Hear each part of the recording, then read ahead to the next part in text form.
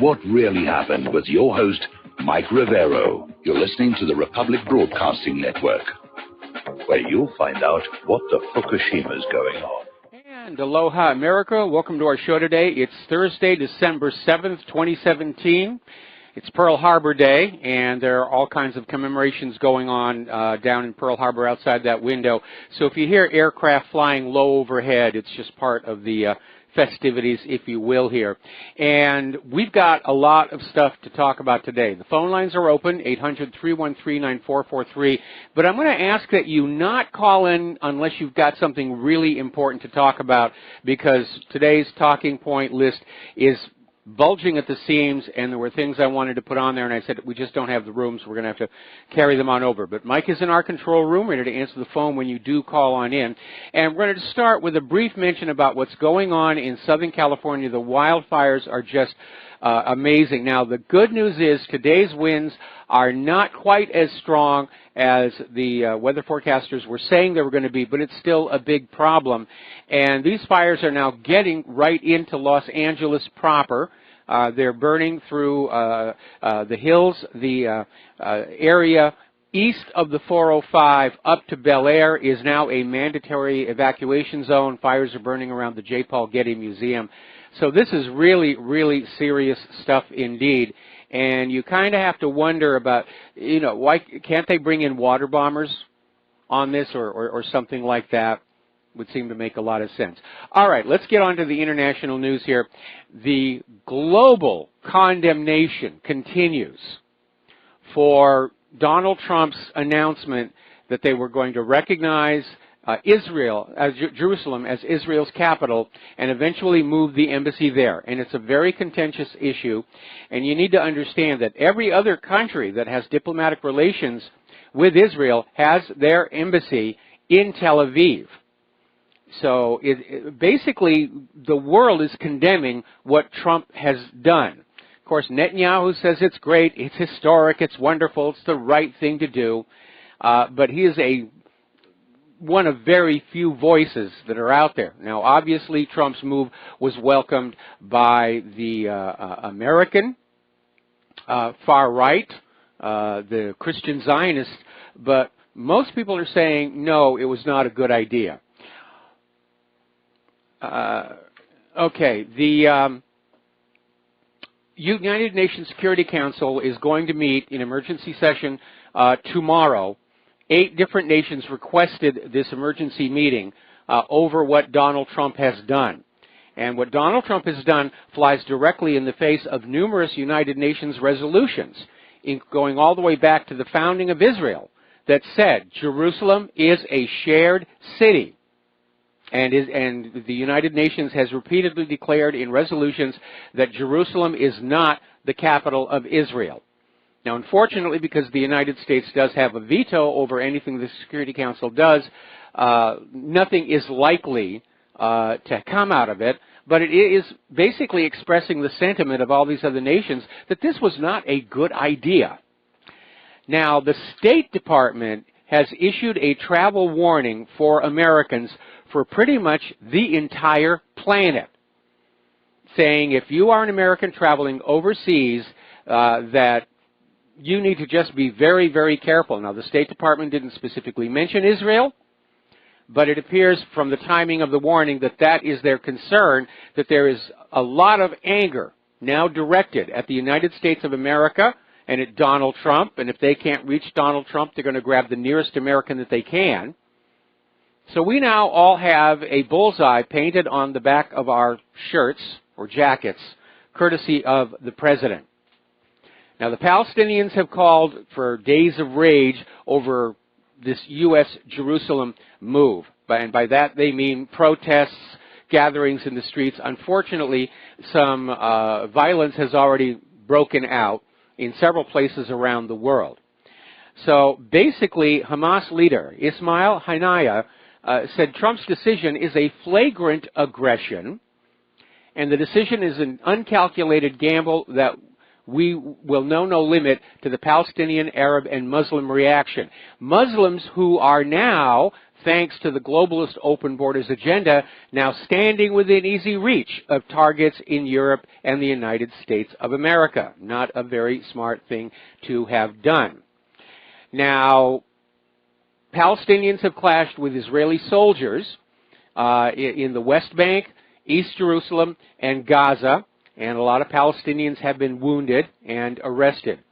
So this thing, they're already talking about a new intifada, a whole new intifada, the end of any possibility of peace, the end of the two-state solution. And Abbas is out there saying the real effect of all of this is that the U.S. can no longer mediate Israel-Palestine talks, because up until now, the U.S. was at least trying to pretend to be an impartial, objective negotiator between the two countries. And Abbas is saying, basically from this point on, the United States representatives should just sit with the Israeli table. And so the U.S. has lost that political posture within the Middle East. Nobody's going to see them as an impartial negotiator, peacemaker. I'm still thinking we may see Vladimir Putin step on in. All right, we're going to do a shout-out now to our on-air affiliates who are just now rejoining our network. Now, an Egyptian minister has come out with an interesting idea. He is saying that Arab nations should start opening their embassies in Palestine's East Jerusalem,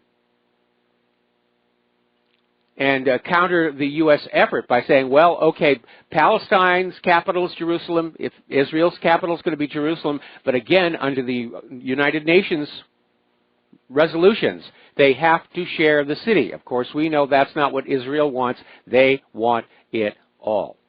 Lebanon's Hezbollah has blasted Trump's decision as an outright aggression. Turkish organizations are launching wide-scale protests of the embassy move.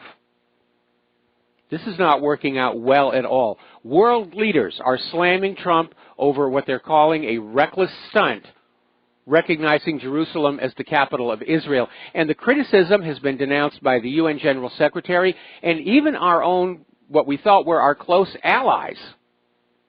We're getting rebukes from Germany, France, and Great Britain, along with all the expected rebukes from the Muslim leaders. Now, the chairperson of the African Union Commission on the American has released a statement on the American decision to recognize Jerusalem as the capital of the State of Israel, and that is excoriating. It was a reckless thing to do. Prince Hassan of Jordan: Donald Trump's Jerusalem move plays politics with international law and our lives. People are concerned that this will be the start of a regional war. Iran is saying Trump's recognition of Jerusalem and moving the embassy to Jerusalem will spark another Palestinian intifada. That seems to be a common and growing sentiment out there as well. Now, interestingly enough, just a few days ago, the communities of Bethlehem, Beit Jalah, Beit Sahur lit up their Christmas trees. And now, because of Trump's decision, they've shut them all down. This is a protest. And this was a decision made by local officials whose leadership is majority Christian. So these are Christians who are protesting this decision by shutting off the Christmas tree lights. Now, down in Africa, in Mvezo,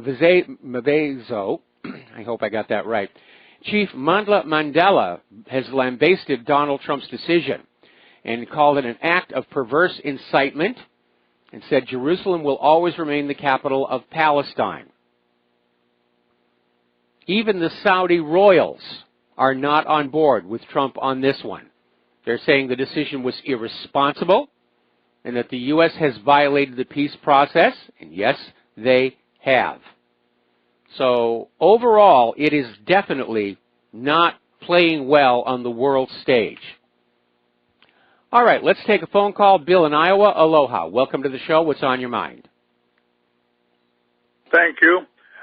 Well, Israel, you know, Donald Trump has really showed all his cards now that he's playing, that he's just going to be a warmonger. He's showing that North Korea is pretty correct on. He's the one starting it, not North Korea. Yes. You know, Israel was formed. Mike, in 1947. Guess what came under attack in this country in 1948? School prayer and anything to do with any religious teachings in our public schools. Gee, that's funny how that worked out. And you know, Israel's cost us so much money and lives and everything else, and they do nothing. They never lose anybody. Boy, if they lose one Israeli or two, the world's got to know about it. But you know, the other thing is they're always after Iran. Well, remember the Shah of Iran? Yes. He was the dictator. He was the dictator that kept his people under his thumb.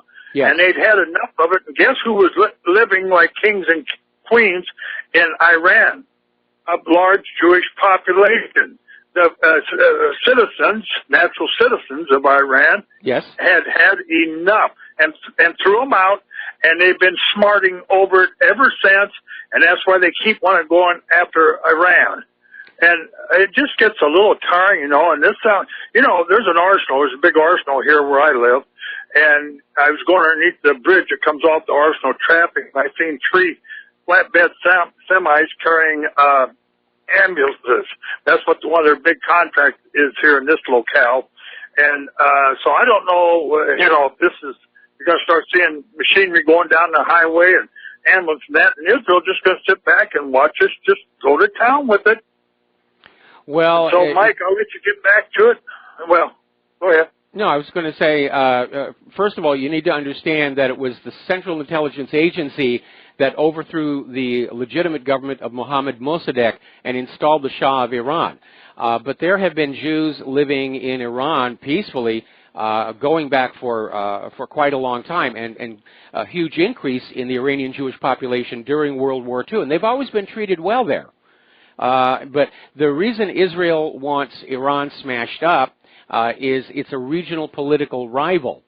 And Israel wants to dominate the entire Middle East and eventually to own a large chunk of it, what's called Eretz Israel, or the Israel that's described in the Bible, reaching from the Nile to the Euphrates. And again, in the nuclear age, shaping your foreign policy based on the writings of some Bronze Age goat herders seems a little silly to me. It is. And you know, I'll leave you with this. For us to lose such a strong, stalwart friend of ours in the Middle East called Turkey, yes, is a big deal. I can't believe that Trump just completely turned his back on those people, and they are tough in the Middle East. They was with us. This is just really upsetting the apple cart in so many different ways. It's not only Iran's going to be broken on pieces of the whole Middle East. You know, this all started before 1980, pre-1980. There was reasonable peace, you know, relative peace between Palestinians, Jews, and this, that.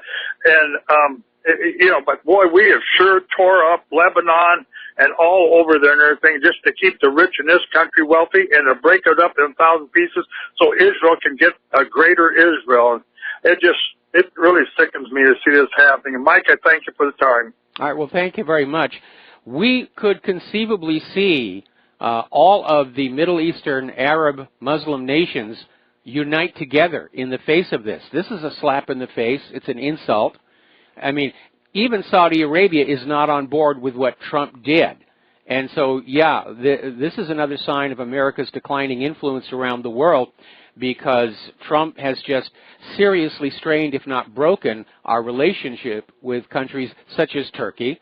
And they're already talking about, you know, the Arab nations uniting with Palestine to come on in and say, this has gone on long enough. And it really, really has. All right, we're going to go back to the phones. Dustin in New Jersey, aloha. Welcome to the show. What's on your mind? Hey, how you doing? Hey, don't forget, Turkey's the second largest army in NATO, and they also control the Bosphorus Strait. So, you know, that's right there is like a game changer. And, you know, how is this in America's best interest doing this? It just stirred up like a hornet's nest. Yeah, very of course clearly, this decision was not made in the best interest of America and the American people. It was made as a payback to Sheldon Adelson. Israel is already admitting that Netanyahu and his aides were lobbying Trump to do this. It was a very, very bad decision. And if there's one thing that we demand the President of the United States do, is consistently make good decisions that are based on what is best for the United States of America and the American people. This clearly did not fit into it. He's caused a huge amount of damage in our foreign relations. This is an even worse mess up than when Obama wrecked our relations with the Philippines over the treatment of drug criminals. Mike, the vast majority of the world hates us and half the country hates us. I mean, how is this helping anything in the world?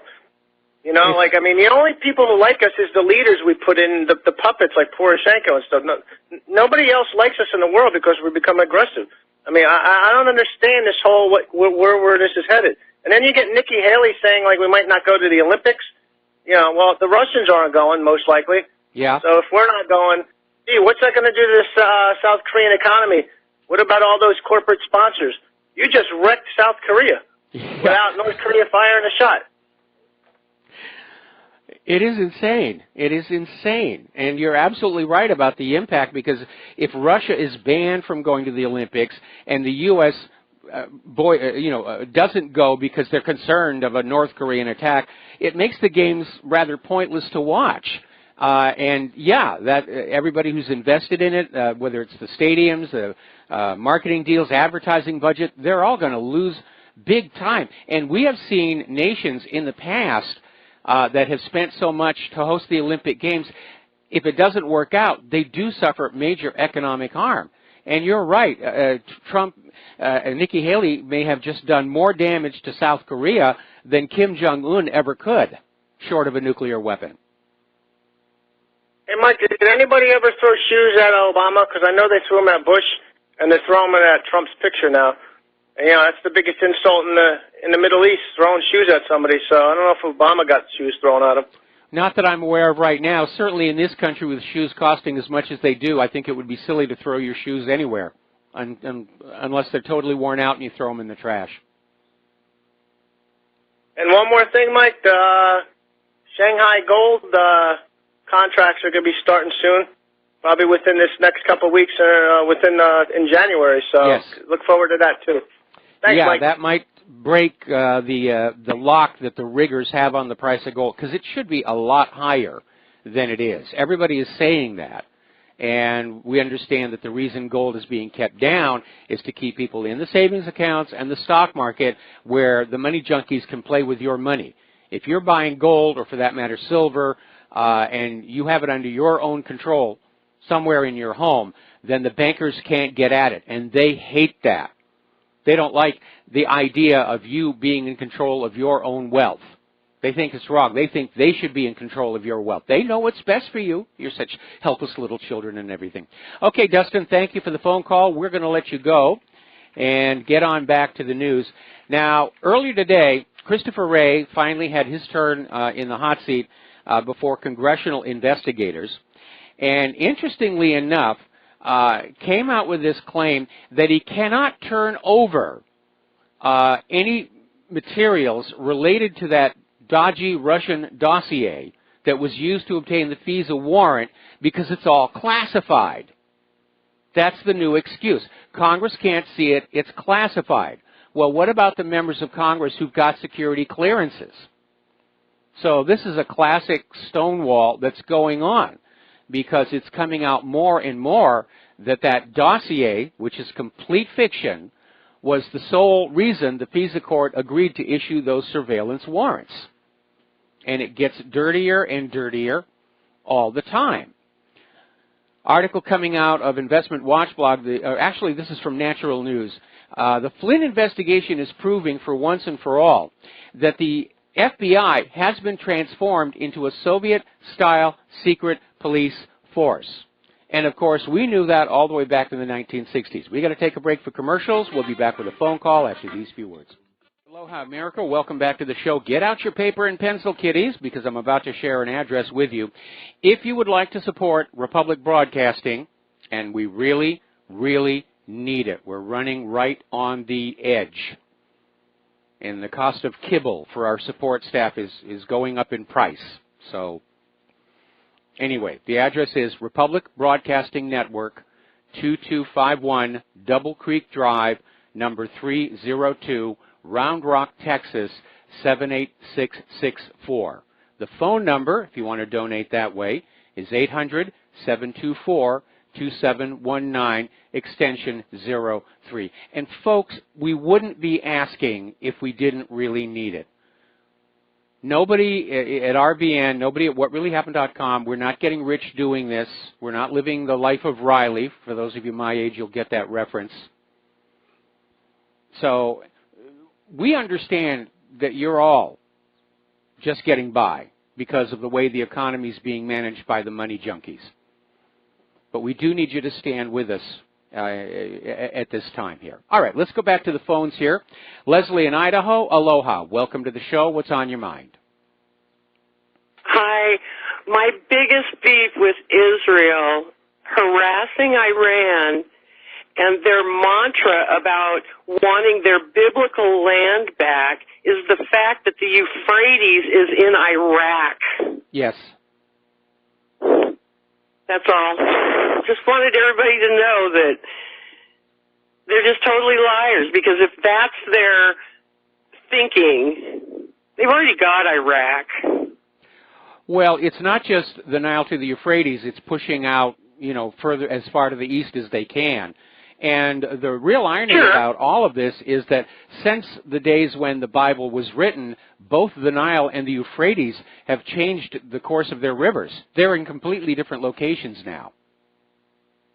But if they're going to go strictly by the Bible, the Euphrates is nowhere near Iran. All right, well, your point is taken. Thank you. All right, thank you very much. We're going to let you go. All right, I want to take a moment here to sum up this whole Robert Mueller witch hunt, because a lot of people are starting to say this is fading out. They got nothing. We're $7 million down the road, and to date, Mueller has shown zero, nada evidence of Russian collusion in the campaign of Donald Trump. It has succeeded in getting indictments of former Trump campaign manager Paul Manafort and one of his business partners, Rick Gates, for activities and financial issues unrelated to the 2016 campaign. He got a plea deal from a low-level policy advisor for lying to the FBI, and more recently, the plea deal from General Michael Flynn on a single count of lying to the FBI. And again, no evidence of collusion, no evidence of obstruction of justice on the part of the White House.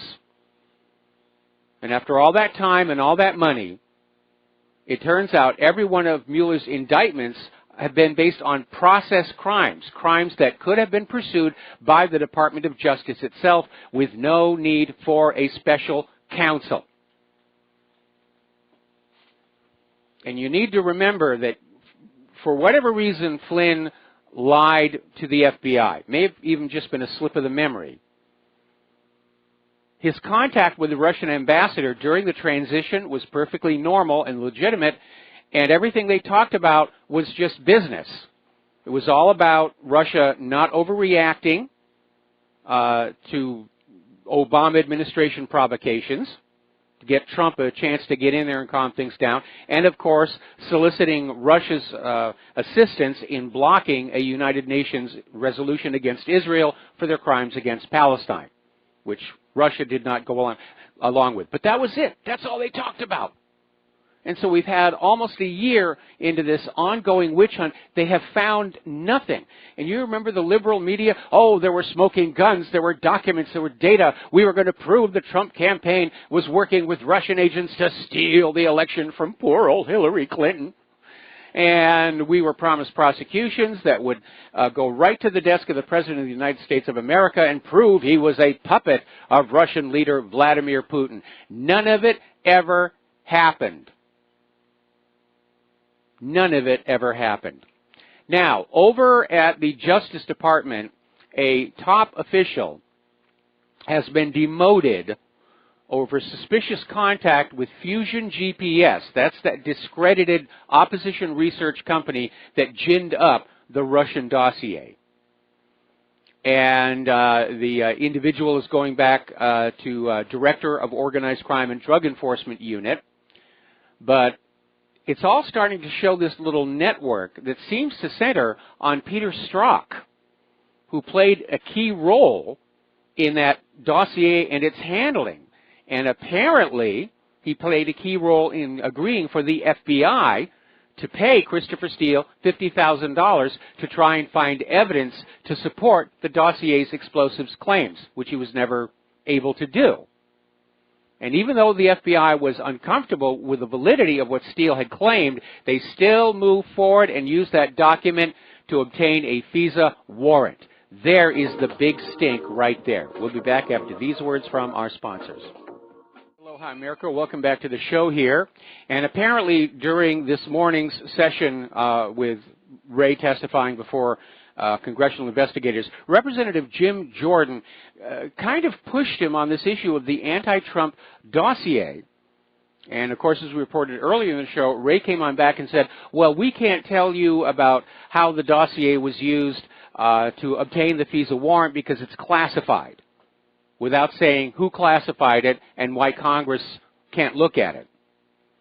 But Jordan basically ended up saying that there needs to be another special counsel to be appointed to investigate how this warrant against Carter Page, former advisor to Donald Trump's campaign, came about. And Jordan said the only logical way to get to the answers to the American people is to appoint a second special counsel, and if the Attorney General is not going to do it, frankly, I don't think he should be the Attorney General. So the battle lines are being drawn up. And apparently this dossier, unproven and eventually discredited, was the backbone of the request for a FISA warrant. And apparently this Peter Strzok was in the middle of all of this. So bit by bit, it's coming on out. All right, let's take a couple of phone calls. Joe in Rhode Island, aloha. Welcome to the show. What's on your mind? Thank you, Mike. The Dome of the Rock, Mike, what effect would this have on the Dome of the Rock, the people that are controlling it right now?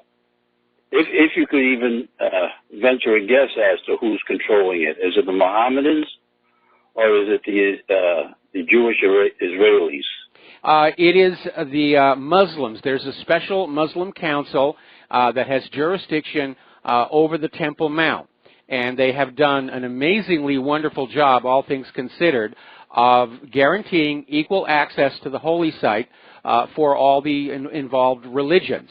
Of course, Israel, they want to take control of the Temple Mount, which is actually the remains of an old Roman fort, Fort Antonio.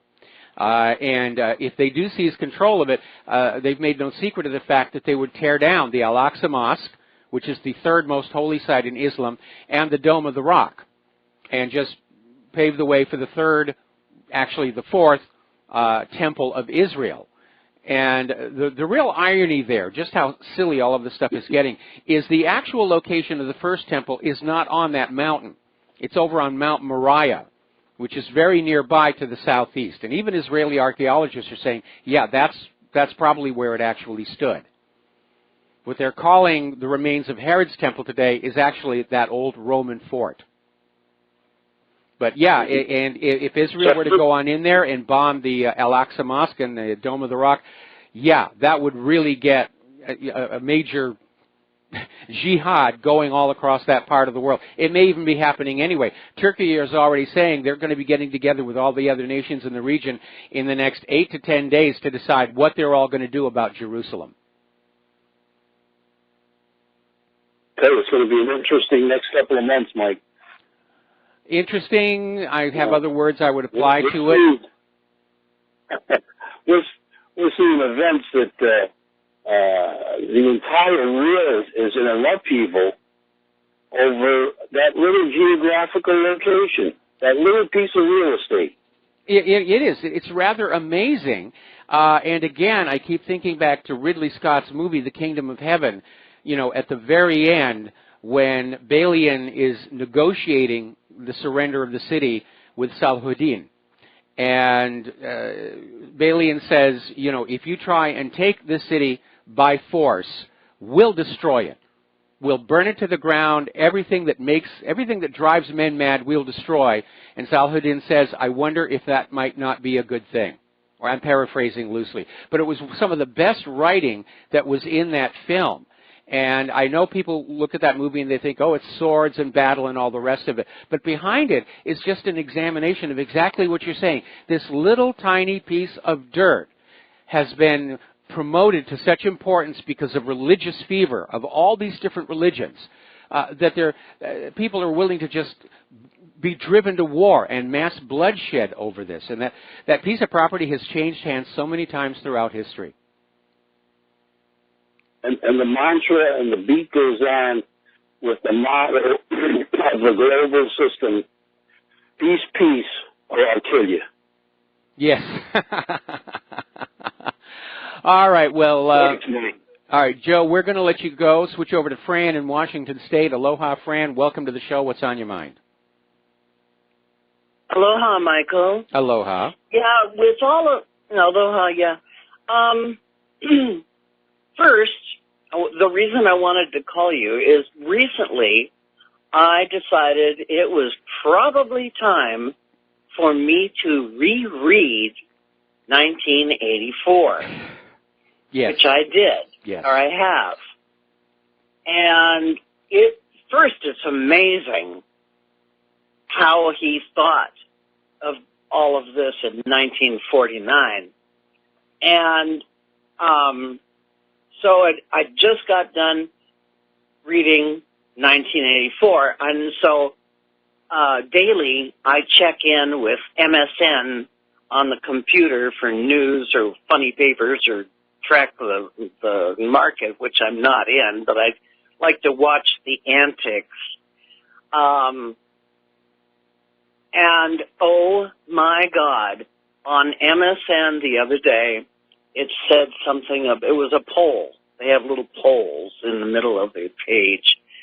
And it said something about, do you think this Jerusalem decision is going to be good for the peace process? Okay, put that in quotations. War is peace. What peace process? There is no peace process going on. Israelis doesn't, the Zionists, they don't want peace. And then they want a bigger on piece. that issue, and I'm a little, what? They want a bigger piece. They want a piece of that country and a piece of that country and a piece of that country and a piece of that country. And so I know it's out there, and I've seen it, but I haven't done a lot of detailed research on it. But the area that the Israelis, the Zionists, are trying to occupy, the entire area was Palestine. Yes. And there's a map online, you can access it to show the increasing Israeli encroachment, land theft. Let's call it what it is, land snatching. Yeah. And then at the tail end, and I can do this research offline, but I just wanted to, whose bright idea was it to plunk whatever that was that became Israel right in the middle of Palestine? Well, that goes back to the Balfour Declaration, which was rather dubious because it wasn't exactly Great Britain's right or authority to start giving away other people's lands. But the Zionists have always wanted Israel because it's their holy land, it's their home. Believe it or not, in the years just before World War II really got underway, Hitler had a lot of support from Germany's Jews, and they were working on a deal where if Hitler won World War II, he was going to give them Madagascar, the entire place, which is a lot larger and a lot easier to farm than Palestine. But the Zionists wanted Palestine for religious reasons, and in fact, they blocked any effort to allow Jews to escape to any place else on earth other than Palestine to try and build up that whole issue. Oh, it's terrible. Anyway, I just thought that this doublespeak, well, it's that quote-unquote peace process is doublespeak, and it's right in our face right now, today. Yes. You know, George Orwell, God only knows how he came so close.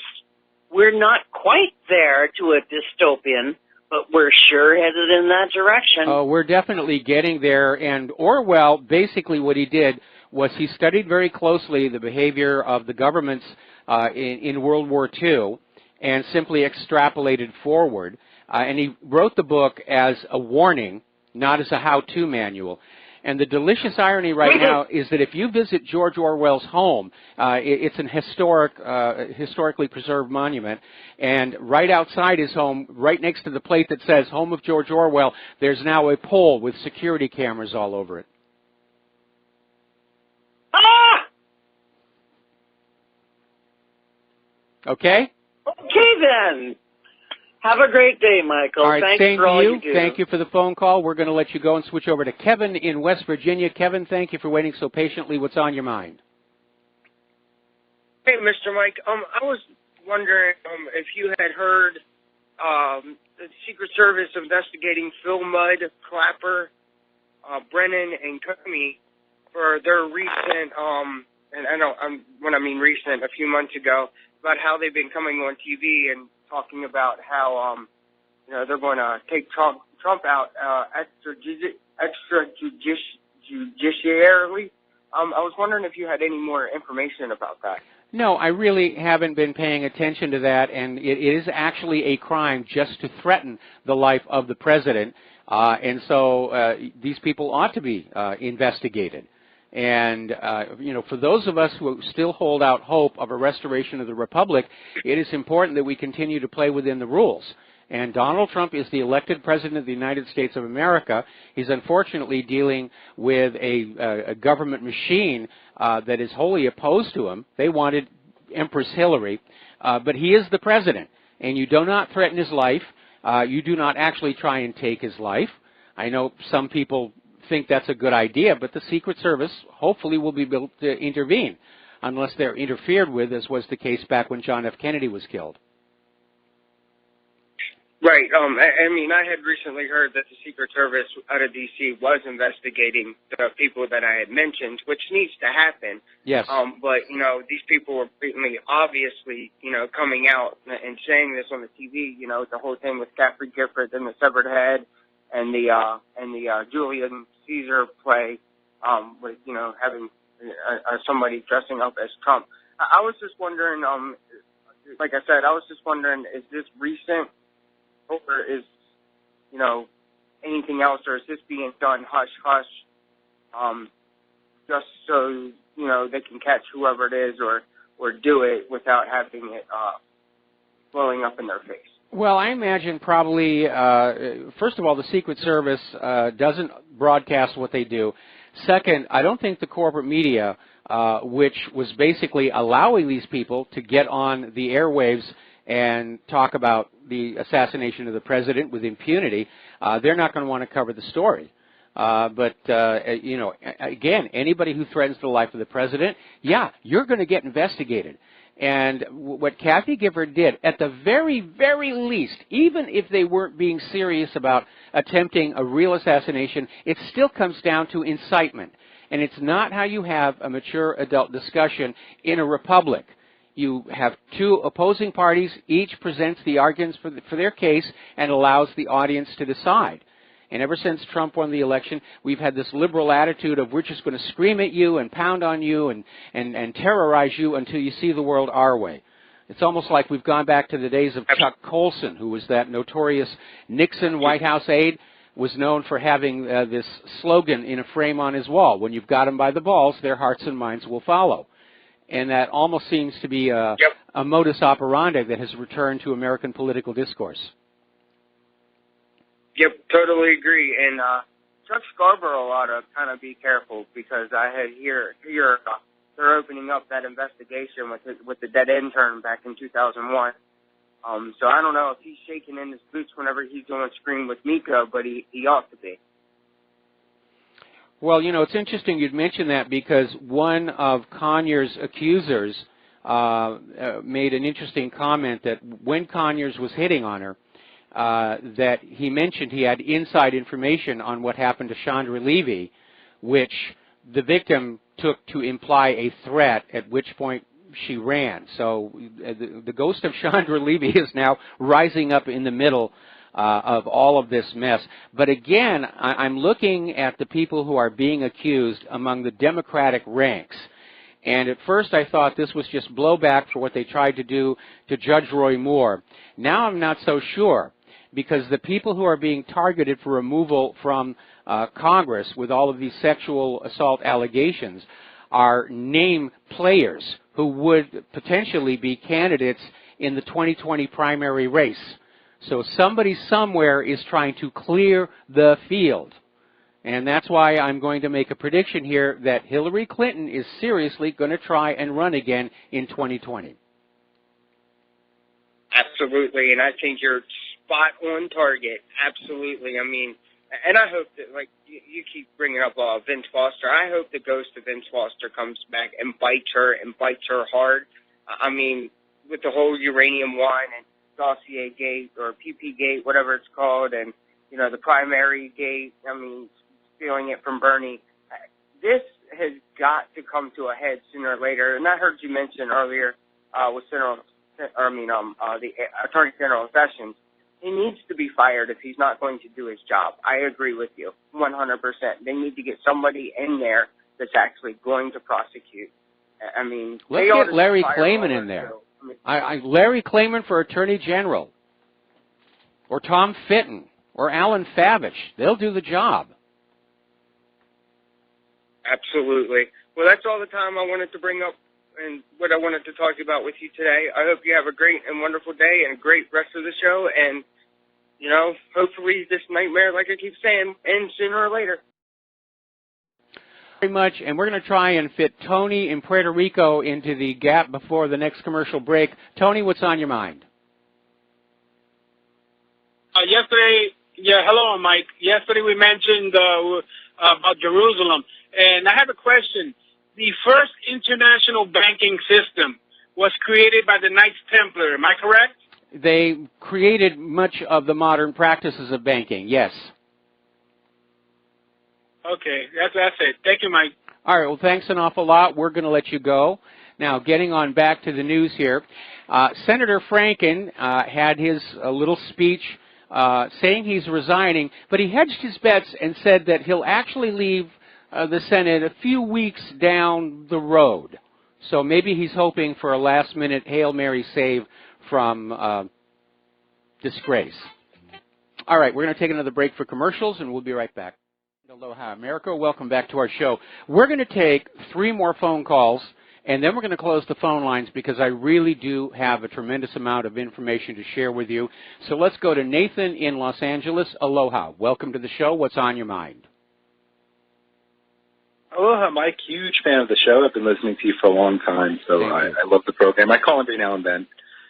Really quickly, I just wanted to say I'm a seminary graduate, so I have a degree in theology. And for anyone who thinks that, you know, the modern-day Ashkenazis that, you know, have moved to the land of Israel-Palestine, that they belong there or they should build another temple is completely unaware of the historical narrative of that entire Jerusalem area.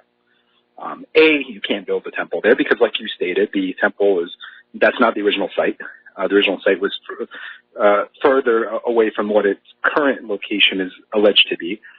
On top of that, for example, if the Ashkenazis wanted to, say, build a temple and follow the Old Testament narrative of how the temple services are conducted, it wouldn't even work because you don't know who the descendants of Aaron are. You don't know who the descendants of Levi are because they're not the actual descendants. And even if you have a last name Cohen, it doesn't mean you're a descendant of Aaron at all. It just means that you just happen to have that last name. And they wanted to maybe give you some sort of like priestly ranking, but it has no tangibility in reality. I don't know if you're aware of this, Mike, but on Mount Carmel, there actually exists today the Samaritans. Yes. And the Samaritans have never left. And they've done blood tests on the Samaritans, trying to link them with the Ashkenaz, the Jews of living in Israel today, saying that there's a blood relation. The Samaritans are distinctly different blood type. They're more related to the Palestinian blood type. Yes. And the Samaritans themselves can tell you exactly who their priest descendants of Aaron are and who the priest helpers are, the Levites. They know exactly who they are. The modern-day Jews who live there do not know, and therefore they can't build a temple. The Jewish faith, by its own definition, is null and void. And anyone who has a background in theology would understand that and grasp it, and there's no issue about it. Well, again, and that's all you make a good point. The Samaritans basically genetically are much closer to the Palestinians. The Palestinians have been living there since the time of Jesus. Now, according to the Bible, Jesus had brothers. He had cousins. He had nieces and nephews. He had extended family. And over the last 2,000 years, as the Palestinians have made their families and grown, probably all of them are carrying the bloodline of the original historical character on whom Jesus is based, although his name was actually Joshua. Yeshua, directly into English, is Joshua. Jesus is an artifact created by translating the Aramaic into Greek and then the Greek into Latin. So they messed up a bunch of stuff during that whole process. And maybe that's the reason the Israelis hate the Palestinians so much. It's the same reason the Catholics hated the Cathars, because the Cathars were the true inheritors of the Christian church. Anyway, listen, Nathan, thank you very much. We're going to take the station identification break. Come on back, make 2 more phone calls, and then we're going to close the lines because I got news to do. Aloha America, welcome back to our show, hour number 2. Getting on back, we're going to do 2 more phone calls real quick. And we're going to start with Curtis in Nevada. Aloha, welcome to the show. What's on your mind? Yeah, hi, Mike. I just wanted to, what Trump is doing is that in anti-eschatology, everything being accurate is a strong point in the faith of Christians. And what we see, I think that after World War II, when Israel came back, that seemed to be strong evidence. But then again, everything seems to be scripted, and Trump, to me, it's like he's following a script. That on one hand, he's kicking out, he's draining the swamp. He's getting rid of, or saying he's getting rid of all these. He's saying it. He's saying it. I'm not seeing it. Well, you know what? I think it's possible because he's getting rid of that one faction of black hats. But yet, at the same time, he's escalating a buildup of tension in North Korea, Ukraine, Iran, all these places, now the Middle East. So, what I'm thinking is this is what they call Israel can be seen as the little horn and Trump a proxy of Israel. And what they might be building up to is trying to get the masses to follow them by showing us that we're kicking out these bad guys. But they escalate tension so high that they come up with that peace. And then when they say peace, and then sudden destruction. See what I mean? That's what I hate to say it, but that's what it's looking like. It might, what do you think? I'm having a little trouble following your logic. But again, there is no question that what Trump did yesterday has inflamed the entire Middle East, and we still don't know what the repercussions are really going to be, especially when you've got Turkey saying that somewhere a little over a week from now, everybody's going to get together and decide what they're going to do, which implies that something is going to be done about Israel and Jerusalem. And it may be with all of these Arab Muslim nations forming an alliance with Palestine and coming on in and starting another war over that little patch of ground underneath Fort Antonio. And at that point, Israel will start to use their nuclear weapons. And we'll all say, see, we told you Israel did have nuclear weapons. And all that money that the American taxpayer was forced to give them was illegal under U.S. law. So we'll see what's going to happen. Anyway, Curtis, I'm going to let you go. We're going to take 1 more phone call, then we're going to close the phone lines. James in Ohio, aloha. Welcome to the show. What's on your mind? Hi, Mike. 2 things. I'll make it brief. First is that Trump may be taking a page from Matt Lauer's playbook. Reports are that he has had a button installed under his desk, but instead of locking the door, it opens a trap door in front of his desk. And I would be worried if I was Jared Kushner, because reports also state that he's had Ross Perot over to discuss what Jewish son-in-laws do for your presidency. Number two, Maxine Waters said that the threat to Guam by ballistic missiles is a red herring. She believes that North Korea will simply invade Guam and thereby, of course, capsizing it. So. Okay. Well. Okay. Well. Valiant effort at humor. Yeah. All right. Thanks an awful lot. We really do have to let you go. And the phone lines are closed until further notice, because I really do need to get back to the news. Now, interesting little article has just come on out. Apparently a search of the WikiLeaks archive has uncovered evidence that Huma Abedin also lied under oath. And apparently when she was being interviewed, apparently by Peter Strzok, she claimed that Cheryl Mills, not Huma Abedin. Cheryl Mills came on out and said that she was completely unaware that Hillary Clinton was using a private server until after Hillary Clinton left the State Department. And this was in 2016, she said this. But WikiLeaks has discovered an email that Cheryl Mills received and then forwarded back to herself so she could save it. And basically the email says right at the bottom, sent using the U.S. Department of State BlackBerry server. Now, the reason this is important is because the State Department itself does not really get into using what's called these virtual BlackBerry networks. Cheryl Mills did and Hillary Clinton did.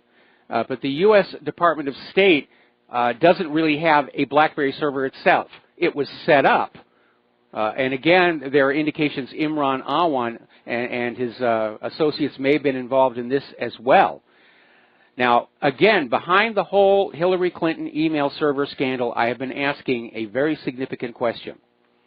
Based on the prior events of 1994, the Chinagate scandal, in which then President Bill Clinton used his authority as president to authorize the sale of militarily sensitive technology to China, and at the same time Chinese money was funneled through Chinese American citizens into Bill Clinton's re-election campaign.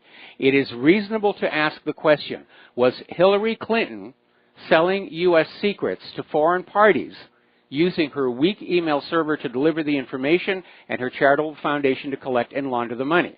And then after that comes another question. Because of the Imran Awan scandal, investigators are now saying it appears there was a massive spy operation going on right inside the Capitol building. Spying on the representatives, spying on the senators.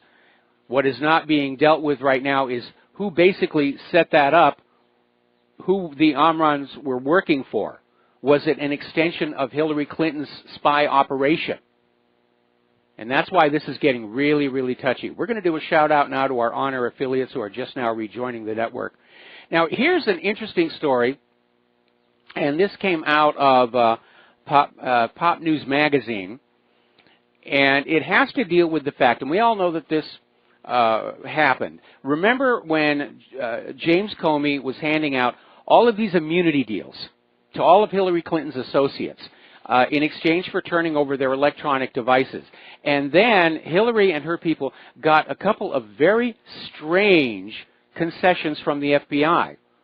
The first concession was that the FBI agreed they would not search any emails after January 31st, 2015. Now that's significant because that's when the story about the private server broke. And so any emails that would have proved an attempt to obstruct justice on that issue would have been on these devices after January 31st. But the FBI said, no, we're not going to look there. And the second concession was that the FBI agreed that once they had gone through the emails and other data on these devices, they were going to be destroyed so that nobody else could look at them. Can you say cover up? I knew you could. So we're starting to hear talk about an investigation into just how the FBI and the Department of Justice under Obama handled the email server investigation. And as we get deeper and deeper into it, we find that the FBI basically destroyed the evidence that the new investigators would need. Now, last year, Judicial Watch uncovered documents showing that when Huma Abedin was under oath, she testified that the secret private email system was all Hillary Clinton's idea.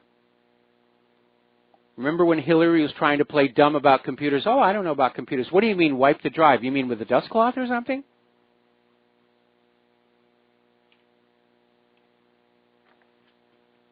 The more I hear, the more I think that, yes, in point of fact, Hillary Clinton, while serving as United States Secretary of State, was running an espionage operation, selling the take to foreign interests in exchange for campaign donations for her run for the White House.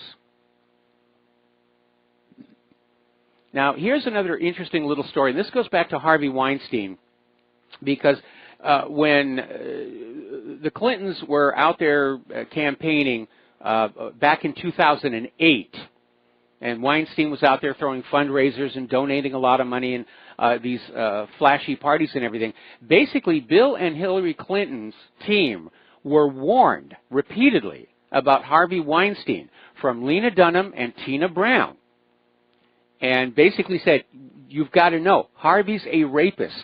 It's going to come out, and you don't want to be associated with him when it does. And the Clintons ignored that, and they went on ahead. But they knew. They knew what this guy was all about. And they still said, okay, that's fine. I mean, I guess from Hillary's point of view, you know, what's the difference between Harvey Weinstein and what Bill was doing? She could live with it with Bill. She could live with it with Harvey. Another little story. This is out of the Huffington Post, and it talks about what Donna Brazile left out of the Democratic National Committee story. Now, as you know, Brazile come on out with that book in which she's trying to say this is all what happened. And the one really juicy thing that came out of there was the idea that the Hillary Clinton campaign basically took control of the Democratic National Committee in August of 2015, when the DNC was hopelessly broke because Obama had left them in debt from his election and hadn't done a lot of fundraising on their behalf to clear the coffers. So Hillary came on in with a whole bunch of money, took on over and said, we're going to be calling the shots. The DNC is on an allowance and you will do what we say. That's Donna Brazile's story, and that was considered a shock. But apparently, it's come on out that months earlier, almost to the very beginning of 2015, Representative Debbie Wasserman Schultz, who was then the DNC chair, asked for Clinton loyalists to come on in and run the party's election strategy. So Hillary and her people were running the DNC much earlier than Donna Brazile admitted. Now, Bloomberg News has had to correct their story. They came on out, we saw it earlier in the week, about how the Mueller investigation had subpoenaed Deutsche Bank records for President Trump and his family. And it was all over the news. The corporate media ran with it. And then Trump's attorneys came on out and said, no, there have been no such subpoenas to Deutsche Bank involving the Trump family. Well, Bloomberg had to back on up and redo the story and say that the subpoena is for bank records that pertain to people affiliated with Trump. Now, that's a big difference. It's still a fishing expedition that Mueller is on. But that was a big, huge mistake or a fabrication by Bloomberg trying to make it look like, yes, we've almost got him now. We're going to get Trump. They've been saying that for months now. There's going to be a smoking gun. We've got him now. We're going to get him to court. We're going to get him impeached, which they tried earlier in the week. That got shot down. Now, speaking of the Huffington Post, we need to be very careful where the line is between the corporate media and the independent media. And just because media is on the Internet doesn't mean they are not corporate. And according to a Tuesday report from The Outline, news outlets such as Forbes, Fast Company, and the Huffington Post take payments from corporations in exchange for positive coverage. Outline reporter John Christian claimed that brands have constructed elaborate payment schemes in exchange for popular news coverage in outlets like Mashable, Business Insider, and Entrepreneur. And people involved with the payoffs don't want to discuss them, obviously, but 4 contributing writers to prominent publications said that they personally accepted payments in exchange for weaving promotional references to brands into their work on those sites. And they've been doing it for years.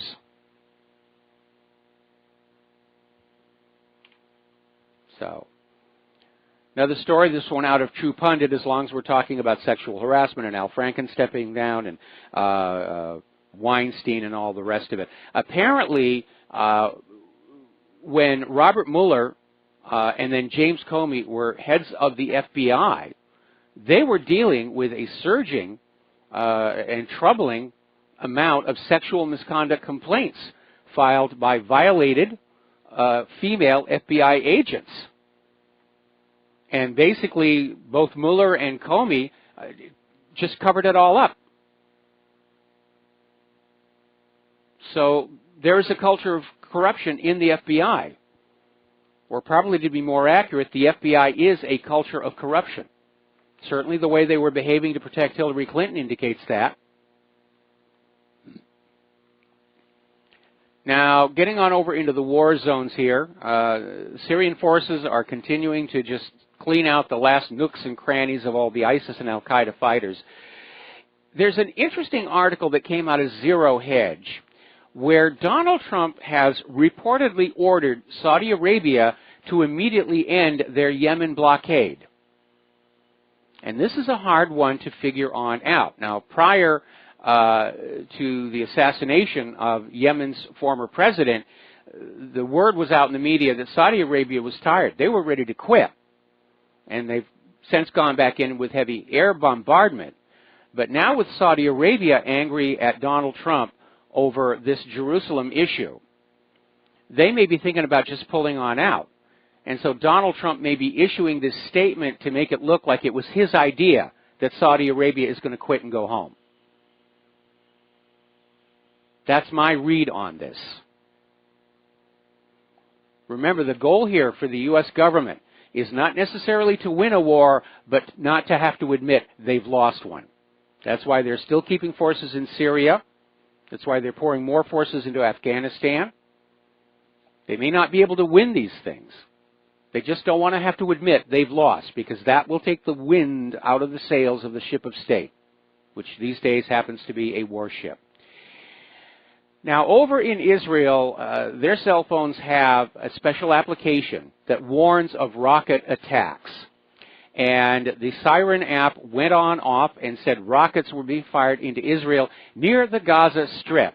And the IDF said the red alert is enabled in Haf Ashkelon. And the IDF is reporting that 2 missiles were launched from the Gaza Strip towards the state of Israel, but did not reach it. No talk of an interception. More likely they're bottle rockets that simply fell into the dirt on the wrong side of the fence. But now Israel has the justification to go back in and yet again bomb Gaza into the dust.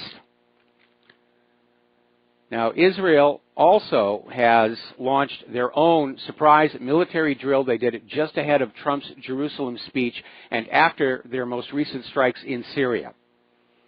So maybe they wanted to be on the ready in case there really was a major flare-up following the announcement of Trump's recognition of Jerusalem as Israel's capital.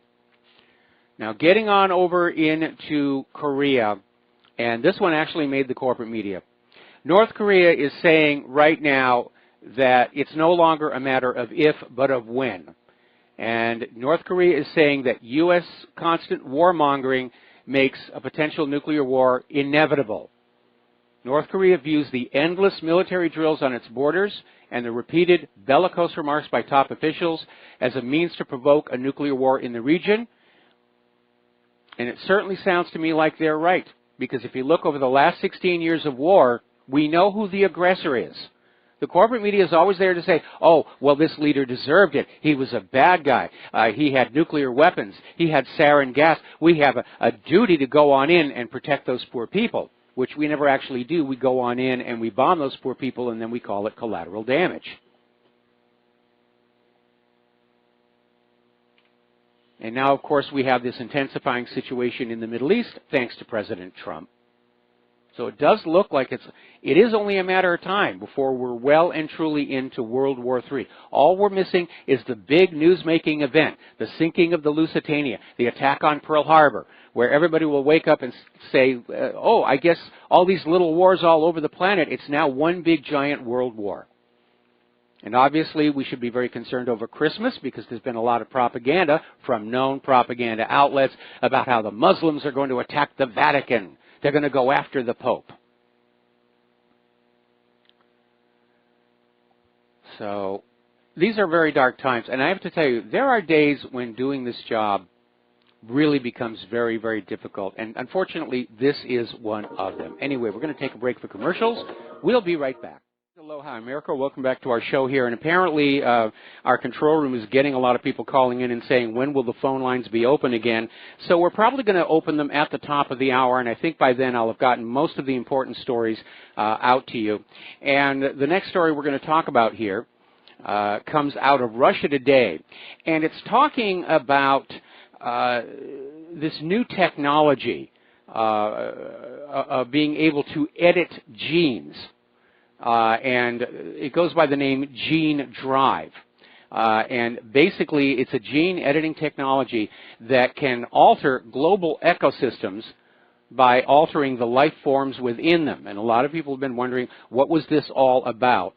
And apparently, emails obtained through a Freedom of Information request by the ETC Group, a research and advocacy organization that focuses on ecological and agricultural issues.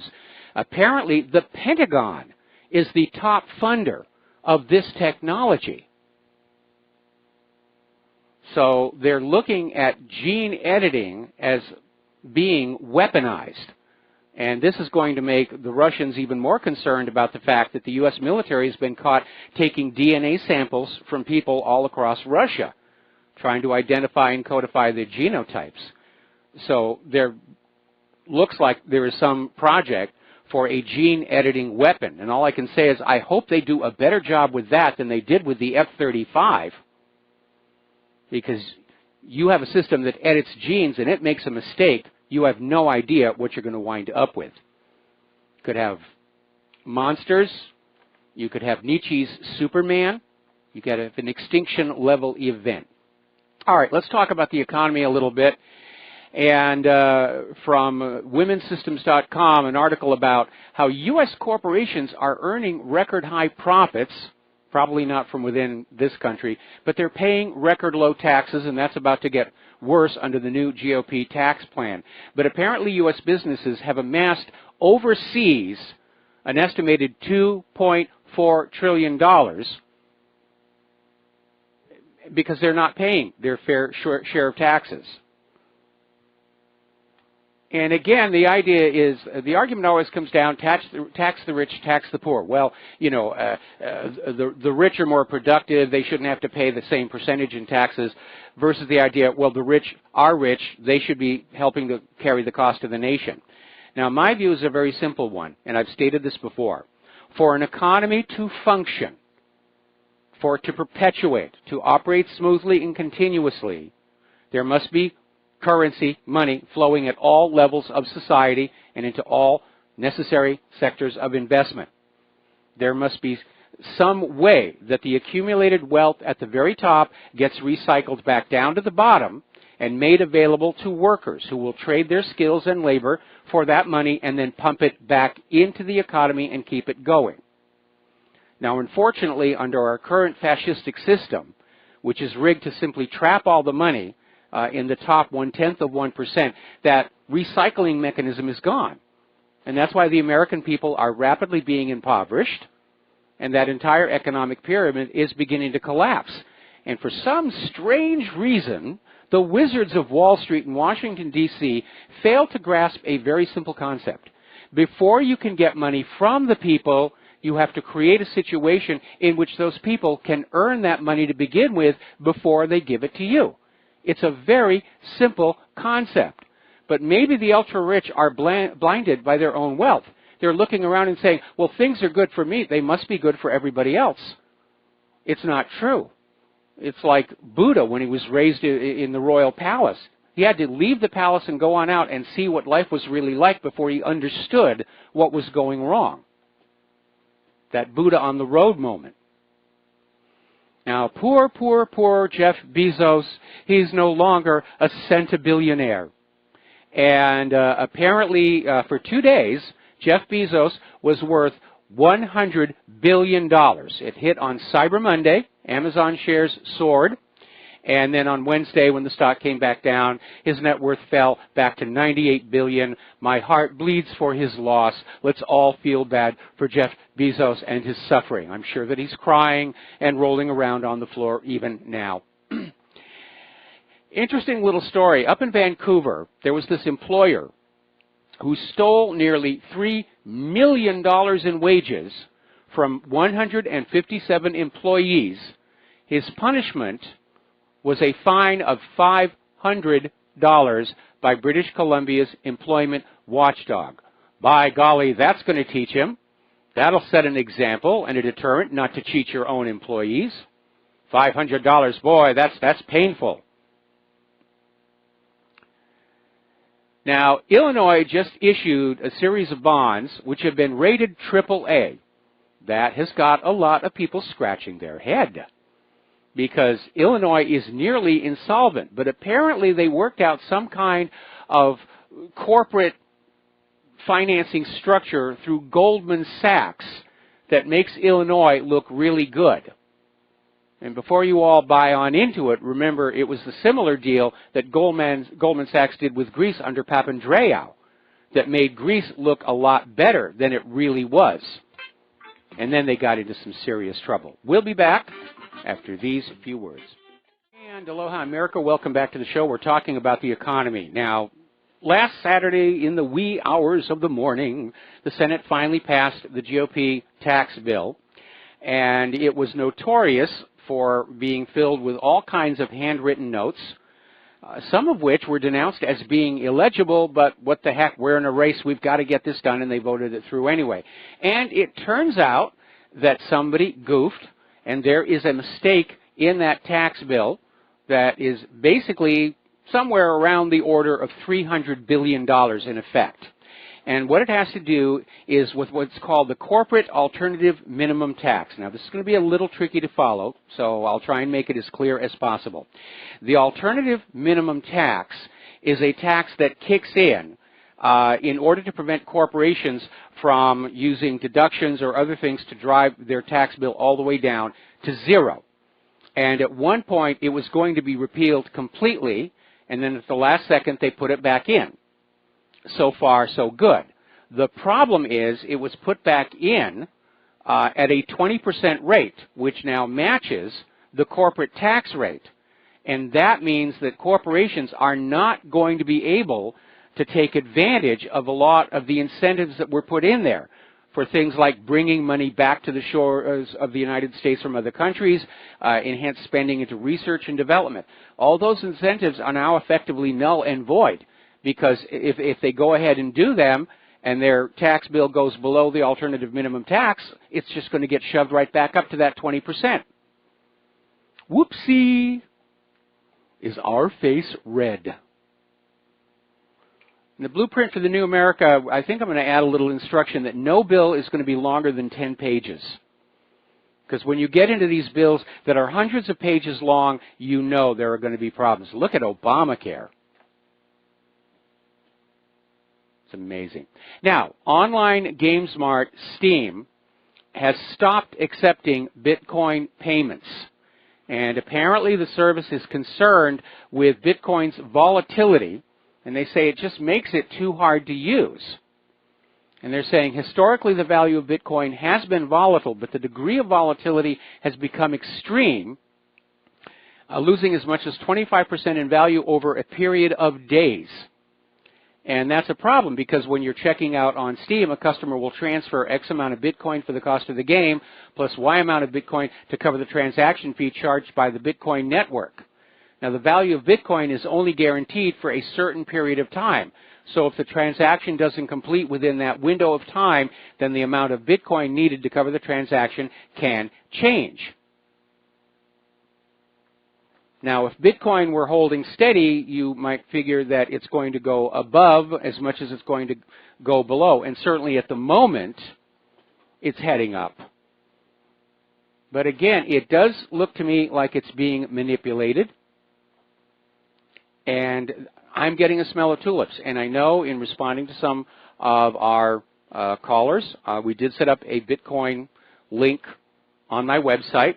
We've collected 1/100th of a Bitcoin, and thank you to those anonymous donors. I still have no idea what I could do with it, but it's there.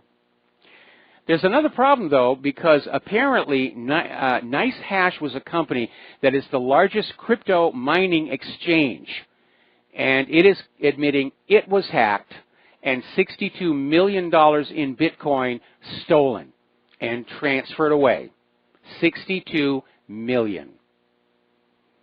So there is another problem with the system, being all on computers, and computers being vulnerable, thanks to the NSA and the CIA's backdoors, that you could burn up a dozen computers mining a whole bunch of Bitcoins, and they could just simply not be there the next day, because they're in the control of that computer somewhere else. We need to go back to having a store of value, a monetary unit that you can have in your hand, in your pocket, under your control. A silver dollar. That's how this country started. If you have a silver dollar in your pocket, hackers can't get at it.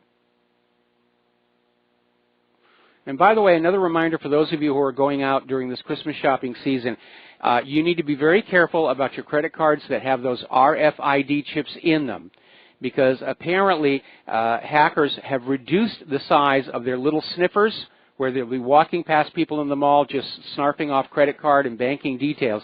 It used to be a backpack, not anymore, handheld device.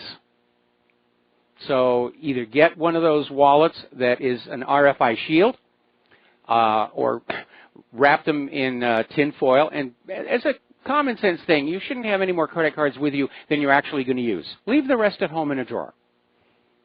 You know, don't let your ego say, oh, look how thick my wallet is. I've got zigableams of credit cards out there. Every one of them is a point of vulnerability. You should have at most 2 credit cards. Unless you're running a business, that's really all you need.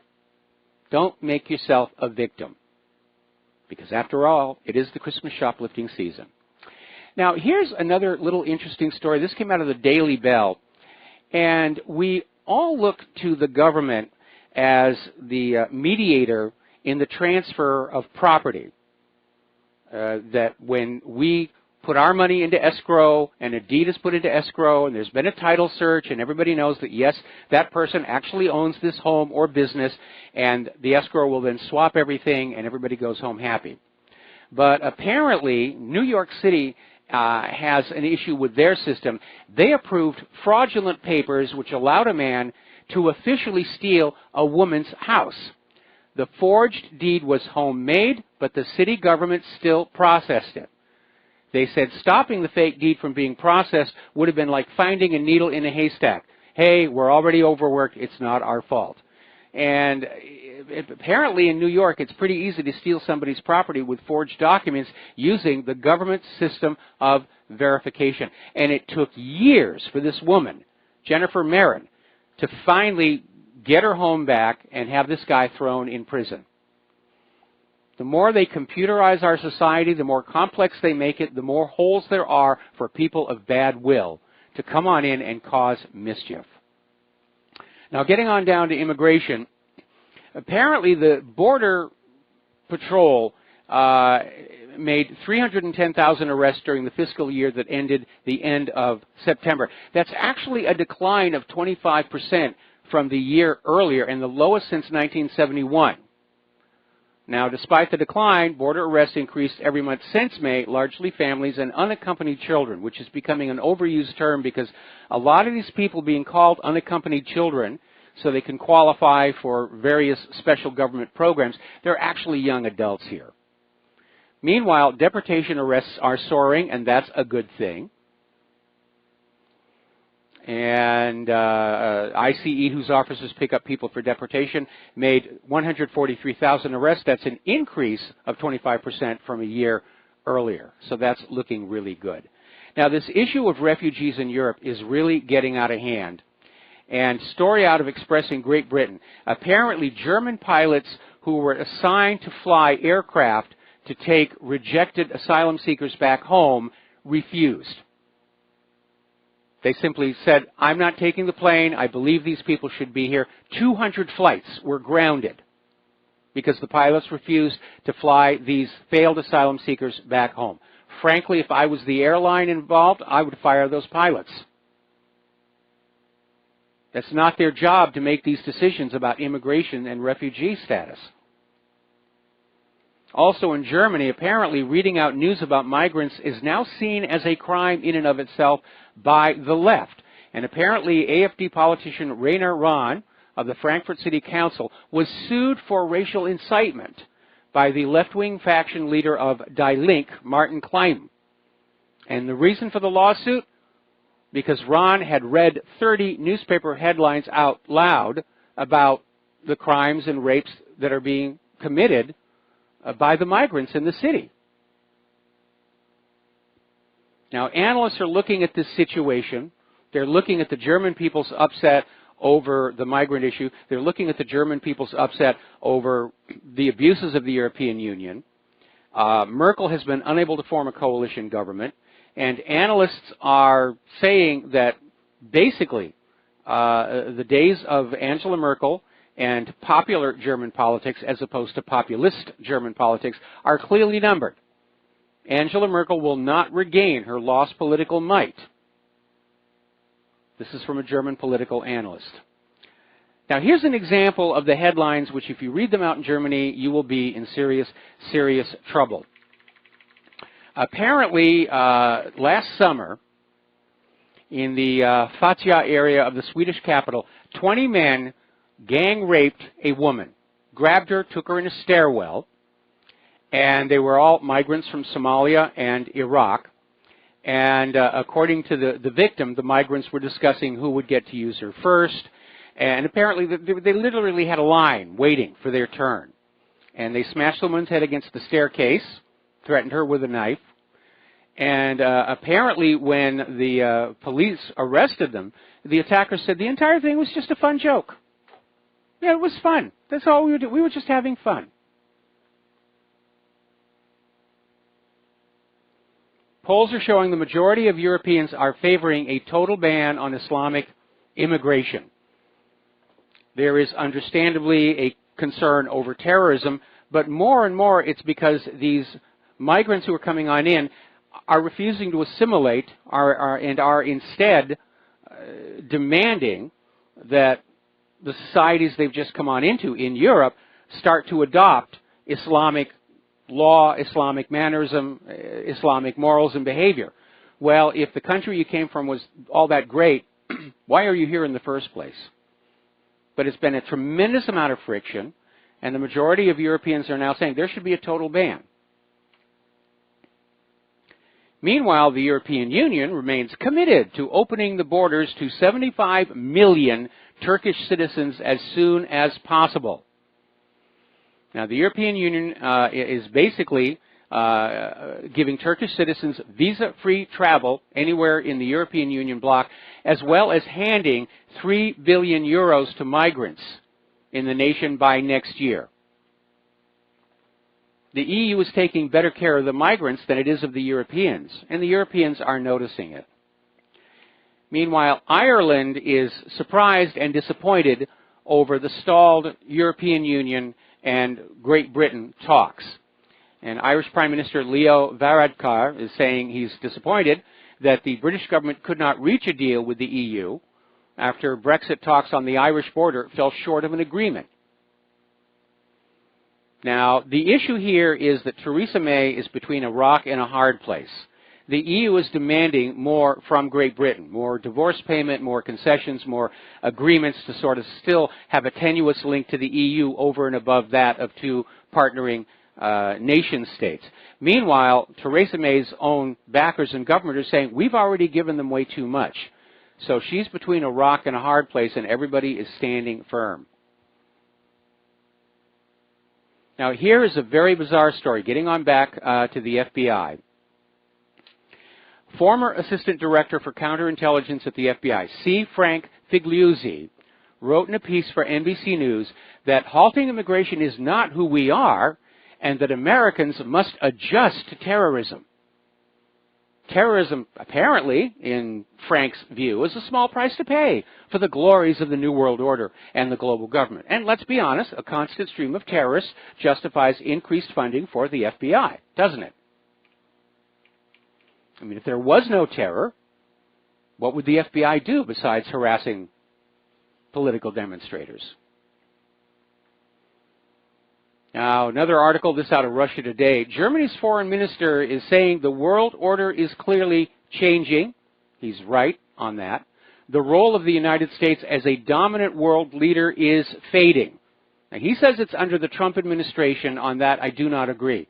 It's been fading for a long time, going on back to starting wars with lies 16 years ago. And, of course, the weakness of the U.S. dollar. And Germany's foreign minister is bemoaning the fact that the world is not turning to the European Union, and in particular Germany, as the new dominant superpower. Where have I heard that thinking before about Germany being the dominant power? 1918, I think, something like that, maybe. All right. Apparently, the Polish government put up a video on YouTube showing the disaster of the migrant problem, which is described as catastrophic. The property damage, the assaults. YouTube censored it. You are not supposed to know about any of that. Now, this next story I'm going to give you, I promise you it is not an April Fool's joke, especially because this is December 7th, the day that will live in infamy. Up in Sweden, and I got to tell you, Sweden, they are nuts up there. I used to think it was a nice country. Not anymore. Up in Sweden, there was an Eritrean migrant who shot a man in the leg while calling him a racist, for which he was arrested and charged. The court freed him because they said they could not prove that the Eritrean migrant knew the gun would fire a bullet when he pulled the trigger. I am not kidding you. That was the justification, that this guy didn't have an understanding that when you pull the trigger on the gun, it's going to go bang. This one is even sillier than that case over in San Francisco in terms of the extreme forgiveness of the migrants being shown by the courts in order to protect the open border agenda. That's what it's about. It's not about this migrant. It's not about the illegal immigrant. It's about not giving opponents to open borders political ammunition to stand up and say, look, this is not working. Now, San Diego is continuing their attempt to control this major hepatitis A outbreak, and apparently it emerged among the homeless population. And what they're doing is they're setting up this giant tent camp, and these are industrialized size tents that house a large number of people, and they're going to just have everybody living in there and treat them as, I guess, BSL 1. But the reason the outbreak is spreading is primarily from the fact of the homeless people having to relieve themselves on the streets of San Diego, from which it will then spread to other homeless and to even non-homeless. So they got a big problem down there. All right, we're going to take another break for commercials, and we'll be back after these few words. And aloha, America. Welcome back to the show here. We're just now getting word, and I don't want to gloat here or anything, and it's not like he doesn't have other homes, but apparently Rupert Murdoch's home in California just fell victim to the wildfires out there. And so they really are out of control, and I do feel bad for the people who are losing their homes who do not have the means to easily replace them, because we know they're not going to get a lot of help from the federal government, just like we saw with Hurricane Katrina. Well, you know, force of nature, you know, these things happen. Should have had fire insurance. Now then, apparently there is a big stink going on between Ethiopia and Egypt. And apparently Addis Ababa is building a major dam on the Blue Nile River. And the concern by Egypt is that Ethiopia would then be in a position to control downstream Egypt's access to this vital resource and then place Egypt in a strategically vulnerable position. And Ethiopia has come on back saying they will not be thwarted in carrying out what they see as a nationally important development project. And it denied the rumors which claimed that Qatar was partially funding the dam. So there's a lot of tension over there. Every time you build a dam, it's going to affect what's happening both in the immediate upstream area of the dam and certainly downstream. And that can become an issue between countries. Egypt is dependent on that Nile. It's a vital resource. It's not just some little stream that's being inconvenienced. It's a major issue. And if Egypt and Ethiopia were to come to hostilities, then as much as the dam was able to hold, they could shut off the flow downstream. Remember during World War II, there was a special squad of aircraft called the Dam Busters that went on in, and that was their target. They would destroy dams in Germany, which were also, of course, electrical power generating stations. Now, here's a story, and this is coming out of Common Core. Apparently, the state of California is now being sued because so few of their public school children can read. And apparently, a survey at one elementary school in California, 96% of the students were not proficient in either English or math. And it's a reminder, the more the federal government gets involved in education, the worse it seems to get. At one time, the United States had the greatest system of public education on the entire planet, and I'm lucky that I was born in an age where that was still in existence. We've heard about the dumbing down of America, Common Core, and it's one of the reasons why I predict that corporations that do get financial gain from the new tax plan, they'll invest it in other countries with more skilled labor pools.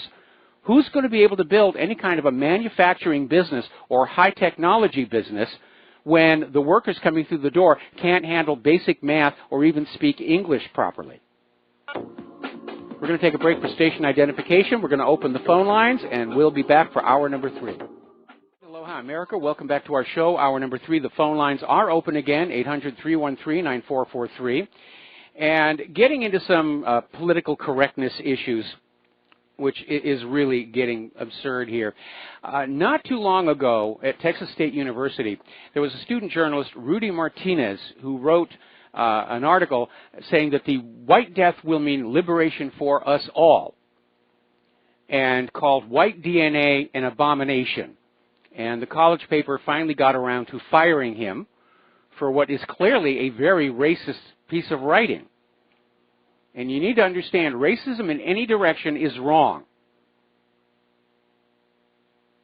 You don't end racism by being racist in reverse. You just build up the anger and the angst.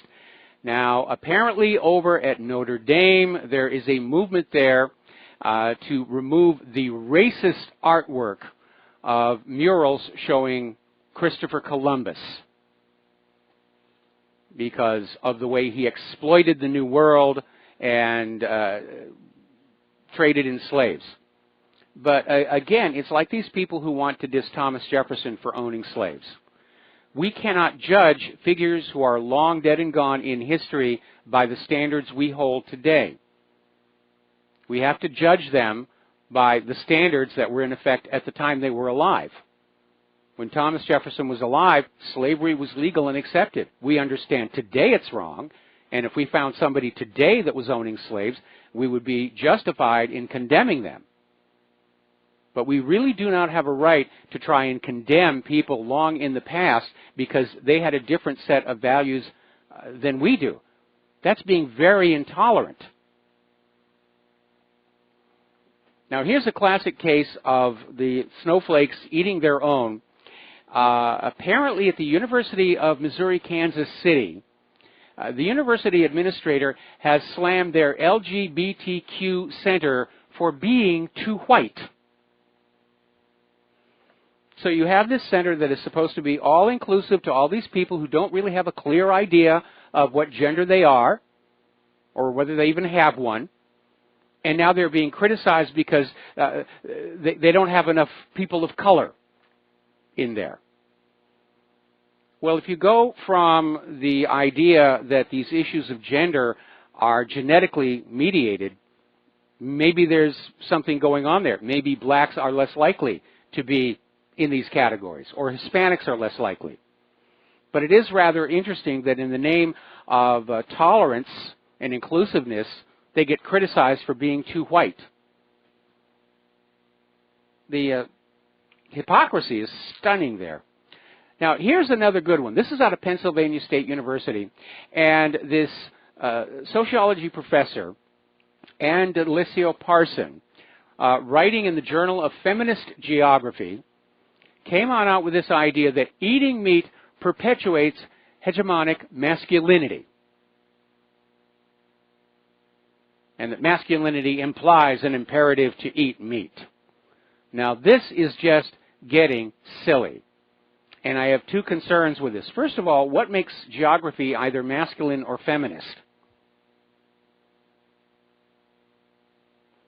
And second of all, the instinct to eat meat seems to cross all genders and all races. Is she just striving for tenure, or what's going on? Now, we've all seen the commercials on TV for Pandora.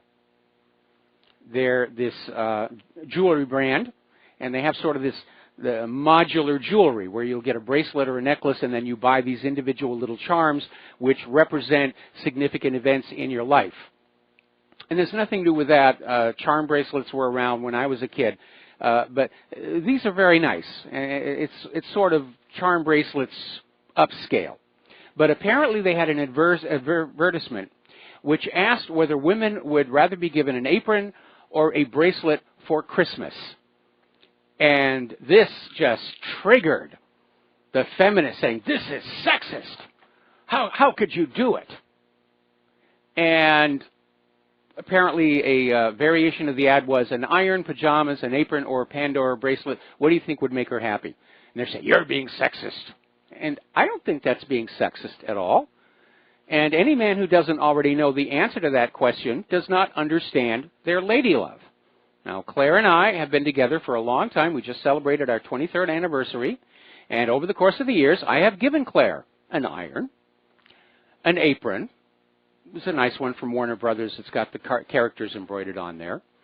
Pajamas and jewelry. And I can tell you just in a very objective way that the response to the jewelry was definitely much more intense. So, guys, if you haven't done your Christmas shopping yet, a little bit of guidance from me. But we seem to be in this area where these liberal snowflake groups are so desperate to keep themselves in the news that they're becoming caricatures of themselves. Apparently over at Facebook, there was a group of feminists who were doing posts that were all labeled, "Men are scum." Facebook suspended them. And the feminists are now screaming that they're being oppressed and censored and so forth. And maybe the censorship is a valid, legitimate issue. But again, you're not going to cure sexism by being sexist in reverse. Where has people's common sense gotten to over these last couple of decades? The cure to an evil is not more evil. The cure to racism is to stand up and say, I'm not going to be racist anymore. And you will not be racist against me. I'll not be sexist toward you. You will not be sexist toward me. That's how you calm this all down. But this idea of it's my turn now, you know, I come from the slave people and you're the master people, and now it's my turn to be the master and yours to be the slave. That's not going to solve any problems. That's just going to increase the friction. And again, a little bit of a reminder, No black person alive today has ever been a slave, other than that we are all, black and white, green, brown, peach, taupe, mauve, slaves to that 1040 form. And no white person alive today has ever been a slave holder. Even at the height of the antebellum period, only 1.5% of those southern plantation people owned slaves. Some of them were black themselves. They weren't all white. And the first slaves in this country were white as well. They were Irish. And the blacks like to go around and say, well, all of your ancestors were slave owners. No, mine ran a station on the Underground Railroad. We're going to do a shout-out now to our on-air affiliate who are now just rejoining our network. Sorry for stumbling there. I'm doing way too many things at the same time. We're going to take a phone call. Dave in Missouri, aloha. Welcome to the show. What's on your mind? Hey, aloha and howdy, Mike. Crawling through St. Louis here. Crawling through St. Louis on I-44. Hey, brother, I wanted to recommend something to you and to your audience.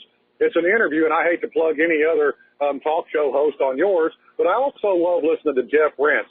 And he interviewed a gentleman named Cody Snodgrass. Yes. S-N-O-D. Did you listen to that interview? No, I didn't. I'm rather stretched for time these days with all the different things I'm trying to get on into. But I know Jeff Rentz well. For a while, I was actually on his radio network, and that was a long time ago. But I'm also familiar with Snodgrass, and I'll look into trying to get him back on the show. Oh, I mean, I'm telling you, the interview they did on December 5th, I mean, he lays out the deep state, the black ops, the Murrow building, how it ties to the Gulf War syndrome, how Saddam was a CIA asset, you know, the Israeli Mossad involvement in 9/11, you know, the Clintons and just how they're able to control the levers of power. But, you know, I've always speculated about something, and I've never really been able to understand it. I mean, I get corruption, and maybe you'll have an idea about this. But how is it that at every level of the Clinton cartel's crimes, they're always covered by whatever legal authority is in place, whether it's police departments, whether it's the coroner? I get it in Arkansas, but, you know, the Washington Police Department with Seth Rich and California with Breitbart. I mean, you can go on down the list. It's not just the FBI and the Justice Department. That's easy to understand, or the federal judges. They're all appointed by Clintons and Obamas. So, I mean, you get that. But, I mean, it filters down to local corruption on a scale that just completely nullifies the justice system at every level. And I wonder if you have an idea how they're able to just get so much help to cover their conspiracies when they're so blatantly obvious, you know, in what they do. They don't even, you know, I mean, they might lie about it, but everyone knows what goes down. Everybody knows what happened to Seth Rich, what happened to Breitbart, on and on and on. And the local police departments in the various jurisdictions are always covering for these people. I wonder if you have a theory as to why. Well, it's really very simple, and it goes back to the Central Intelligence Agency and back to Arkansas in the 1980s. You remember the Iran-Contra Scandal? Well, a big part of that never really saw the light of day was that the CIA was running a smuggling operation out of Arkansas down to Nicaragua, and they were manufacturing untraceable military weapons and smuggling them down to Nicaragua to give to the Contras to use against the Sandinistas. And because this was an illegal operation by the CIA, they had to finance it by smuggling cocaine back into the United States along the same smuggling pathway. Tons of it brought into this country and sold to our kids. And Bill Clinton basically... $100 million a year. I'm sorry, you know, over $100 million a year. And Cody said that Bill Clinton was pulling $10 million a month in skim off of that trafficking money. And for the first time I'd heard that, but, you know, I mean, it wouldn't surprise me. Well, everybody was skimming off the top of it. I mean, it was just this huge amounts of untraceable cash. It was being laundered and even increased through that whole Resolution Trust Corporation. Remember the SNL bailouts? That was being used by the CIA as a money laundering and money growing system. So they just had this epic amount of money, and everybody was dipping on in. And from that time to this web of corruption has continued to spread. on top of the CIA's existing web of control, which goes all the way back to the end of World War II, when they adopted much of the Nazis' intelligence apparatus methods and started bringing them to the United States of America, like Operation Mockingbird to control the media, and they had similar operations to control the police departments in every major city. So, yeah, this has been a long time coming. It's not something that just popped into existence in the last couple of months. This has been around for pretty much our entire lives. You know, it just always confounded me, though. I mean, no matter where they commit the most horrendous crime, they are always covered. I'm talking about the Clinton cartel syndicate. They are always covered by local authorities. And you know, you would hope that that's where you would have honest people in the justice system, in the police departments, and the sheriff's departments. You would hope you at least had local law enforcement, but not when it comes to the Clintons. Every single time they are covered, you know. Well, I'm sure that there are honest people out there, and those honest people who are willing to risk a trip to Fort Marcy Park are probably going to say, this is what's going on, and then their higher-ups, their superiors, come on down and said, look, we just got a phone call from Washington, D.C., you have to let this go. And unfortunately, going on back to the Stanley Milgram experiments, probably most of these people are just going to go along with it. And, you know, one more quick point. It's just so disgusting to see the ignorance of American Christians. You know, I look at it from this point. I hate seeing Christians run from church down to Walmart to exploit Chinese labor, you know, for pennies on the dollar when their neighbors have no jobs here. Running from church to the Walmart checkout line, like they're fine. And then, you know, it goes further to this embracing and euphoria over Jerusalem. There is no end to the ignorance of the American Christian community, and I am one. But I just cannot stand how ignorant that the Christian community as in mass is in this country. It's probably to me, it's more pathetic than the leftists. I mean, at least you understand where they're coming from. But this just willful ignorance, I don't know. It just blows my mind, man. All right. Well, listen, I don't think the ignorance is confined just to the Christian community.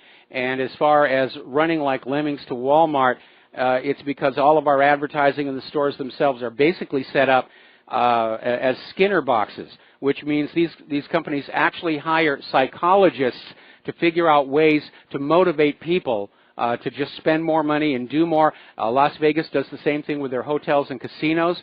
They literally hire psychologists to say, what can we do here that will make people more willing to take gamble with larger amounts of money? And it's a little overwhelming. Right, and the media is completely supported by Walmart advertising, the #1 advertiser. I want to say this real quick, and then I'm going to jump off. I delivered to Amazon the other day to a warehouse, and had a conversation with one of their folks there, and they're really concerned about sales for Christmas. So, you know, I mean, they're not seeing the traffic that they had hoped that they would right now in the warehouses, and internally there's a little bit of panic, and I also know that firsthand from in Walmart. So, you know, you said you made this point a week or so ago, you know, that they're never going to admit the first week of December the sales are off because they're trying to drive everybody in to make them max out their credit cards. Well, I can tell you firsthand, I discovered that's true even insofar as Amazon is concerned. Well, it also confirms something else I said. The online sales are not to blame for the decline of brick-and-mortar retail. It's just the American people have been tapped out. We have no money left. Everybody is just barely surviving. They pay their rent, their bills. They don't have money for Christmas. And I think that's very frustrating and angering for them. And what I'm seeing around here is that people aren't even bothering to go window shopping because they know they can't actually buy anything. A lot of people are getting into homemade gifts this year. They're baking. They're doing things like that. Anyway, listen, drive safe, Dave. We're going to let you go. And we're going to switch on over to Sherry. Okay, we're going to switch over to Sherry in Fredericksburg. Hi. Aloha. Welcome to the show. What's on your mind? Thank you, Mike. This is just real short, and it's just a fun little comment. The karma, for those who believe in karma, it gives a really interesting twist to racism, because if you were a cruel slave master in a past life, the next life, which could be this one, you could be an abused black, so you can feel the pain you caused. So all those blacks who are discontent with whites they may be actually feeling their true past life, and they should be kind this time to erase karma. Well, and they may be messing up again. Okay, it's a fun thing. Sherry. Various religions around the world have got this little gag that they like to play on their supplicants, and that is, bear with your suffering now. Even though the lords and ladies and slave masters are abusing you now, after you die, something magical will happen and it will all be made right. And because nobody has ever come back from death and said, hey, it's a scam, things were actually worse, they use this. And that's the big promise of all of these religions. You're not really going to die. You're going to be reincarnated, or you're going to go to heaven, and all of the wrongs visited on you in this life, all the suffering, all the oppression is going to be magically erased, and you'll be made whole. And I hate to say this, I think it's kind of a little bit of a hoax. Sorry, but well, every religion thinks they're right, you know, and it's just everyone has their own religious opinion, and they all think they're right. So we'll know when we die. But I just thought my understanding of karma was you got to be on the other side of the coin when you come back, so you know what it feels like and have a chance to get it right. That was just my belief. But okay, well, that's your belief, and have fun with it and enjoy it. We're going to let you go. And we're going to switch over to Mateus in Canada. Aloha. Welcome to the show. What's on your mind? Hey, Michael. Yeah, it's just not the right kind of show for that topic, but there's a lot of people that agree with you. Anyways, I've been listening faithfully every day, and I have a list of about 50 points. So maybe I can get to one or two of them.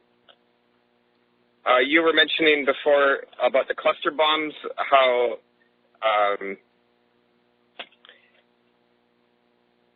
Hello? I'm sorry. We've only got about a minute left. Yeah, sorry. Yeah, okay.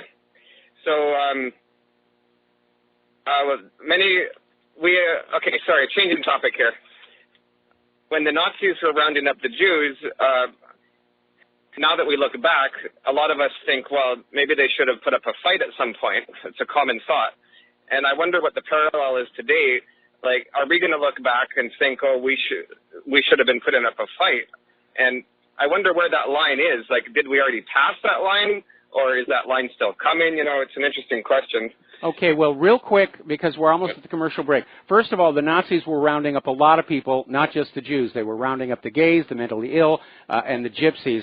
And second of all, the Jews did fight back in the Warsaw Ghetto Uprising. All right, so Mateus, we're going to let you go. We're going to take a break for commercials. Back with another phone call after these few words. Aloha, America. Welcome back to the show. And before we take this next phone call here, this story was just sent to me by one of our readers. And this is a report from back in September of 2016. And apparently a hacking group was able to get into the WADA database, the World Anti-Doping Association, the one that's always being wagged to ban Russia and everything, and discovered proof that U.S. athletes were using doping during the Rio 2016 Games. So, at this point, as far as I'm concerned, the Olympics are pretty thoroughly discredited, along with being over-politicized. All right, we're going to take a phone call. Chance in West Virginia. Aloha. Welcome to the show. What's on your mind? Hello, Michael. You know, I absolutely agree with your previous caller, Dave from St. Louis. You have to have that gentleman, Cody Snodgrass, on your show. His information was phenomenal. He was a guest on Jeff Rentz's show 2 nights in a row. And if I were you, I'd do it pretty soon because his life is in jeopardy. He's got bodyguards. I hope knows how long they'll be around. All right, well, I'll definitely look into it. Truly phenomenal information, Michael. Okay. All right, well, thanks an awful lot. We're going to let you go. Now, as you know, everyone's been talking lately about the opiate crisis or opioid crisis here in the United States of America. And we're not talking about the guy on the corner selling little balloons of white powder. We're talking about opium products being prescribed by doctors and dispensed by pharmacies in huge, huge amounts. And Oklahoma has finally had enough, and they are basically suing the industry as a whole, because these doctors are profiting from the visits to get new prescriptions. The pharmacies are profiting selling the opioids. The pharmaceutical corporations are profiting by making the opioids. Everybody's really happy. But the problem is that the social costs of this are all falling onto the state budgets. And so Oklahoma is sued. The lawsuit's moving forward. And they're saying basically through decades of fraudulent marketing campaigns to doctors and consumers, these companies have been the driving force in the deadliest drug epidemic in U.S. history, an epidemic that claimed more than 64,000 lives last year alone. Oklahoma continues to suffer greatly because of it. In the last 3 years, nearly 3,000 Oklahomans have died from overdoses, and more than 1,300 newborns have tested positive for substance exposure. The opioid crisis has created a generation of addicts who continue to struggle on a daily basis. These companies put profits over people, and we intend to hold them accountable. Good start. But that's true of the pharmaceutical industry as a whole. It's all about profits, whether it's the opioids or the vaccines. And by the way, they're saying this year's vaccine, flu vaccine, is turning out to be just as ineffective as years past. And remember, about a month ago, we ran this story. They discovered that the process by which the flu vaccines are being manufactured is altering the flu virus, because they culture it in chicken eggs. And the virus will mutate to a form that infects chickens. And so you're getting the wrong vaccine. You're being vaccinated against a flu that is going to go after chickens. And you're not a chicken. Meanwhile, the human flu, the human variant of that virus, has no problem making you ill. Now, down in Australia, they're having major problems with their internet. And apparently an undersea internet cable that links Australia with Asia has been cut just 6 weeks after the last time it was repaired. Now, this is a 39,000-kilometer CME-W3 cable linking Perth and Singapore. And last time it broke, it suffered multiple cuts in August. And it took 50 days to repair it. Now, there have been these very interesting incidents of cables being cut, and they're not saying what's cutting them. Is somebody trying to tap into the cable and they're botching the job? The U.S. used to use submarines to try and tap into undersea cables around Russia, the Soviet Union, rather. Is somebody just, for no reason at all, dragging large pointy things across the bottom of the ocean there? Or is somebody getting ready to launch a plan to literally shut off the entire internet in advance of some great world-changing event?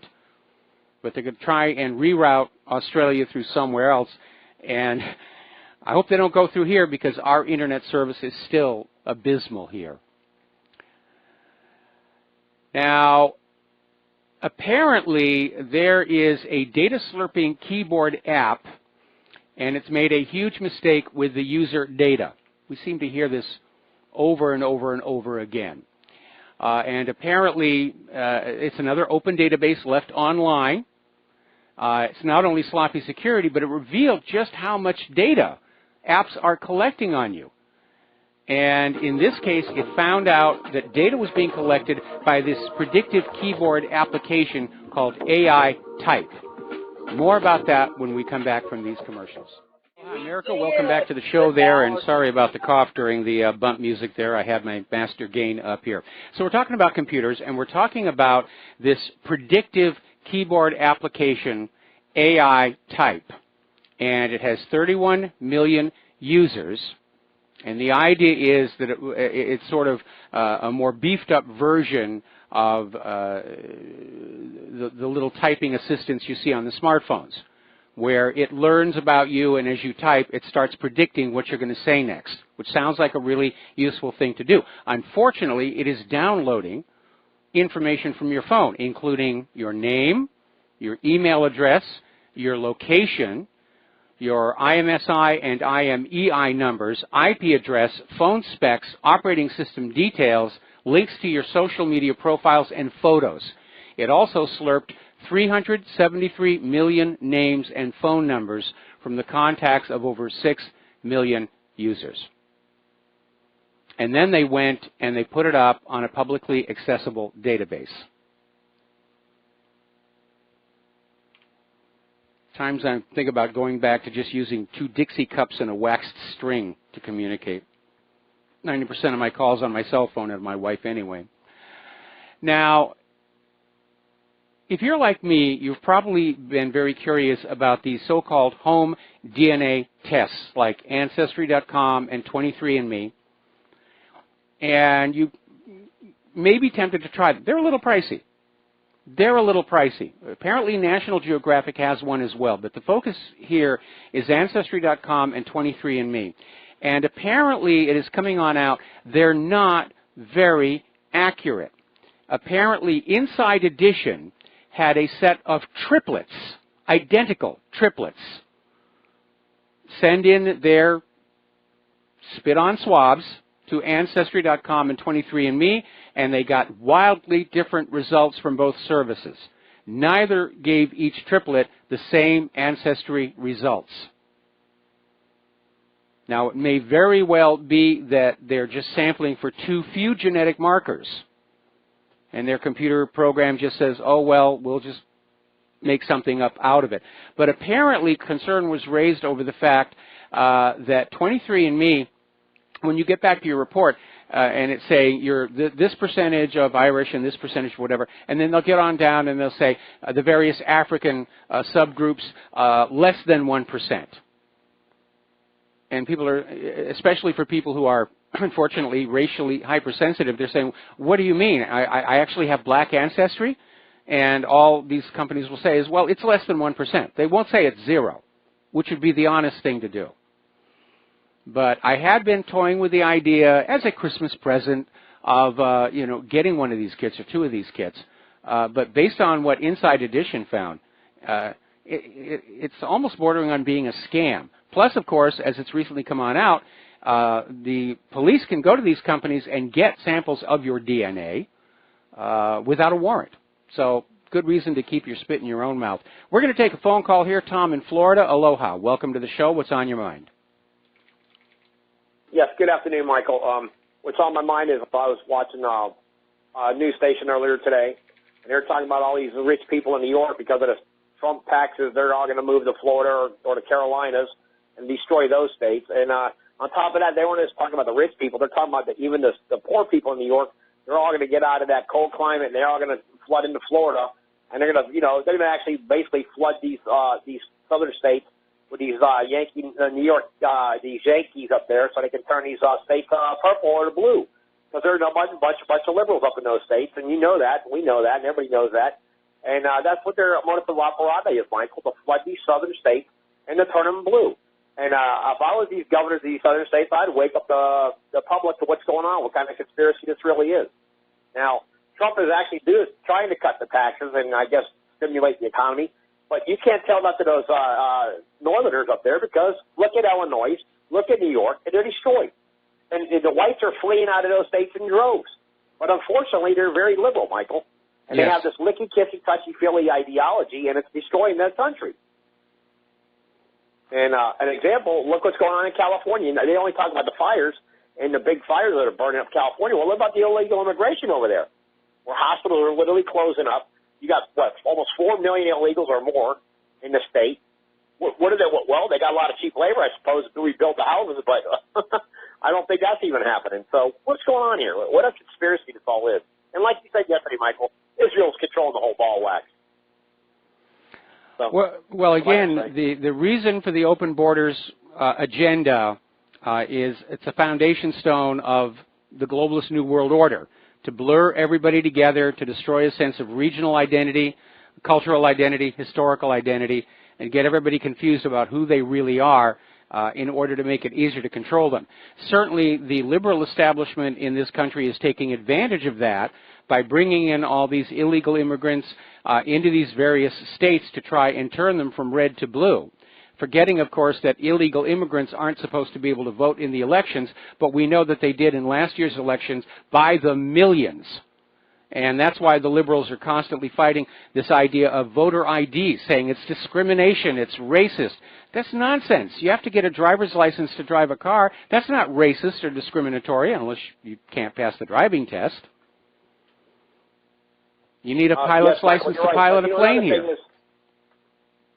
Yeah, you're absolutely right. But another thing, Michael, like what's going on now with the FBI and this investigation with the dossier and all that, that's another insanity because I'm looking at it like this. First off, they're talking about, Trump this, Trump grew up, and then you got Franken resigning, and then you got talking about these women. What about Bill Clinton? You have Anita Broderick say she was brutally raped by this guy who's the president of the United States. Monica Lewinsky's already been proven. That's a no given. And you also have all these other Democrats that have been doing all this perversion in Hollywood for the last 60, 70 years, and Weinstein, and now you got another Weiserman and the FBI, this criminal. I mean, it's unbelievable. And the American public, I guess, is they're so busy working, they can't really see what's going on. They're too busy trying to pay taxes and support their families. So they can't really know what's going on in this country. And if it did, there would be pitchforks out right now. Well, I think what's going on right now, I've referred to this before as the year of the grand disillusionment, where the American people have come to realize that this kind of behavior isn't just confined to some corrupt individuals within government or entertainment, that it is systemic, as is the corruption itself. And I think Americans are now losing some of their idealized versions of what it means to be an entertainment star or a politician. And they're beginning to realize that these are not people we should be looking up to on that silver screen, and we shouldn't be listening to them in terms of how this country should be run. And again, I don't want to encourage anybody into the idea of a revolution, but I understand the sentiment about pitchforks and flaming torches, tar and feather, ropes and rails. Well, exactly. By the way, Michael, Corey Feldman has a video out with all the names in Hollywood. I don't know if you've been talking about that, but this guy, Corey Feldman, the old childhood actor, he's been saying how perverted in the perversion of Hollywood since 1993. He did a video, and he's dropping all kinds of names. How come they don't talk about that in the media?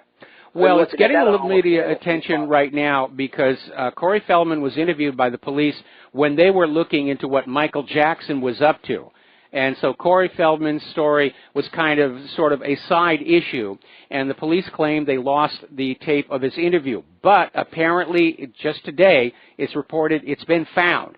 So hopefully that's going to be made public very soon, unless some of Hollywood's power players are willing to spend enough money to make that tape go away again. Remember what happened to those photographic negatives from the Robert Kennedy assassination? Student photographer was the only one in that pantry with a camera when the assassination happened. And he took a bunch of pictures. They were confiscated by the police. And when the investigation was over, he went to get his negatives because obviously they were going to be worth a huge amount of money. And the police said, "We're sorry, we lost them." And so years later, the photographer went ahead and sued the state of California for the estimated worth of those negatives, what they would have been worth if he'd had them available for sale. And then all of a sudden, the police found the negatives up in Sacramento. And they flew them down to Los Angeles with a courier. And the courier left the airport, and oh my goodness, one of the tires on his car went flat. So he stops at a gas station to get a new tire or get the tire repaired, goes to the restroom, leaves the briefcase with the negatives on the back seat with all the windows of the car down. Surprise, surprise, he comes back. The negatives have been stolen. Oh, golly gee whiz, that's the end of that story. I mean, that kind of stuff goes on all the time. It's amazing. It really is, Michael. Disgusting is the word that I would prefer. Yeah, it's absolutely absurd and disgusting. And it's like this immigration thing, the sanctuary state, it's collusion, it's obstruction, it's aiding and abetting. That's exactly what these people are doing. With it's a violation of Title VIII. The governor. You know, I disagree with that member of Congress who wants to put in a new bill to be able to jail these mayors and governors. The laws are already on the book. They're just not being enforced. Right. Agree. Thank you, Michael. All right, thanks, Tom. We're going to let you go here. Now, speaking of pilots, which I mentioned a little while ago, apparently over in New Jersey, they're becoming very concerned about drones. Little tiny drones. We've all seen them. They're the hot item for Christmas, and they are a lot of fun. But apparently there have been some incidences where drones have caused damage, and it turns out the guy or gal flying the drone is operating under the influence of drugs or alcohol. And so New Jersey is actually getting ready to pass a law on drunk droning, which, makes sense to me. It really does. But it does seem kind of absurd and silly. But the drones themselves, they're actually a lot of fun. As long as you understand there's a correct way to have fun with them, like aerial shots without needing a camera cane, and there are things you shouldn't do with them, like peek into the neighbor's windows. That's a tacky no-no. Now, apparently, a massive security flaw has been found in hundreds of apps from major banks, including HSBC and NatWest, that left 10 million accounts vulnerable to hackers. And apparently researchers tested this new tool on these 400 apps and found that they had this severe vulnerability that would have given hackers your username and password, at which point they could log on to the computer and transfer your money anywhere that they wanted. Now, the banks have been informed of the flaw, and the report is they're removing it, or it has been removed. Basically, I think, again, close the point of vulnerability. Having an online banking system is great to check if checks have cleared, deposits have come on in, but don't link that to anywhere else. Don't have that enabled. That way, if somebody does break into your computerized banking interface, all they can do is see how much cash you have in your account, which in my case is laughably low, but they won't be able to do anything with it. Now, Google, along with all the things they do that we don't agree with, is apparently investing a lot of money in the next generation of computers and really pushing this artificial intelligence. And they have a new system called DeepMind, and they programmed it to learn chess. Not play chess, learn it. This algorithm is able to self-teach. It learns from scratch. The only thing it was programmed with initially was the rules of chess. And it was set to develop chess strategies simply from playing games against itself. And in the space of 4 hours, apparently duplicated all of the great chess games from the history of the game. And now it's coming up with new strategies, and the grandmasters are poring over it and saying, wow, that's really, really good. I used to love to play chess until I kept losing all the time to my iPhone, and then I quit because I won't accept such uppity behavior from my appliances. But then let's not anthropomorphize the little bastards. Okay, we're going to go back to the phones here. Jeff in Florida, aloha. Welcome to the show. What's on your mind? Aloha, Mike. Thanks for taking my call. My first question is, senators such as Franken and Conyers, are they still eligible for retirement and pensions and leeching our tax money after being caught? Yes. All they did was resign, which every member of Congress has a right to do at any time for any reason. They have not been convicted of a crime that would result in the loss of their retirement benefits. So sexual harassment isn't considered a crime? It is considered a crime, but they haven't been prosecuted. They've just been accused, and they've stepped down. They've resigned. But because they've been resigned and there is no prosecution or conviction, more importantly, got to be a conviction, I don't think there's any provision to strip them of their retirement benefits.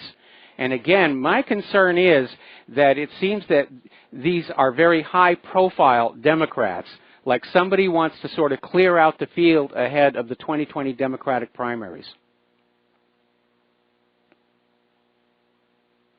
I have a second question. It's not really showing up on the radar, but what is the status on Niger? Well, apparently the government of Niger has now authorized the United States to conduct drone strikes over the country. And again, when that ambush happened and the 4 Americans were killed, it came as a shock to the American people, and apparently most of Congress, that we were even in Niger to begin with.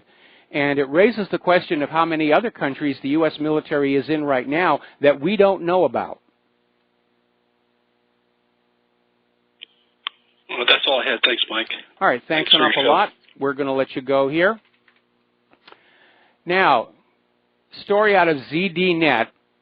Apparently, the United States government is taking the position that it does not need the FISA court's approval to ask for encryption backdoors. And they're saying basically the U.S. government has a right without a FISA warrant to ask tech companies to put backdoors in their encryption, which of course is why I wrote my article, Rivero Challenges the NSA. And apparently the government made this position back in July in response to questions posed by Senator Ron Wyden, but apparently it was only made public this weekend because they thought people might be a little bit upset, and yes, we are. Now here's one that is going to raise a lot of hairs, and I'm going to preface this by saying, do you remember about, I think it was 2 months ago, there was a video of this lottery in operation. The balls were bouncing around the machine, and they were coming on up, and the announcer read the numbers out of sequence as the balls came up, but they were the correct numbers. And everybody looked at it and said, this has to be rigged.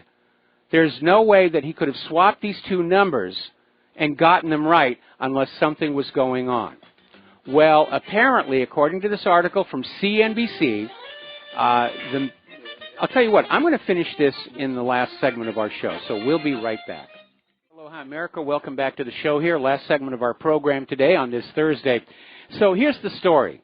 You know about all these lotteries, and you buy a ticket, comes out of a little machine in the store, and then they have the TV show with the big glass bubble and the little ping pong balls bouncing around, and they come on out, and it's supposed to reassure you that it really is truly a random system. But as it turns out, apparently, Eddie Tipton, who worked for the Multi-State Lottery Association from 2003 until 2015, and was its Computer Information Security Director for his last 2 years, appeared in a Des Moines courtroom where he pled guilty to 1 count of ongoing criminal conduct and publicly acknowledged his role in a scheme to rig the lottery software. And this is a guy who helped write the computer code behind several U.S. lotteries, including some of its biggest. And he pled guilty to masterminding a scheme in which he was able to rig the winning numbers for jackpots in several states and collected millions of dollars. And he said he wrote software that included code that allowed him to understand or technically predict winning numbers. And I gave those numbers to other individuals who then won the lottery and shared the winnings with me. Another reason not to buy those tickets. I remember when the California lottery first came on out, and they paid out some horrendous prize. I mean, everybody was buying the tickets. Oh, we're all going to get rich.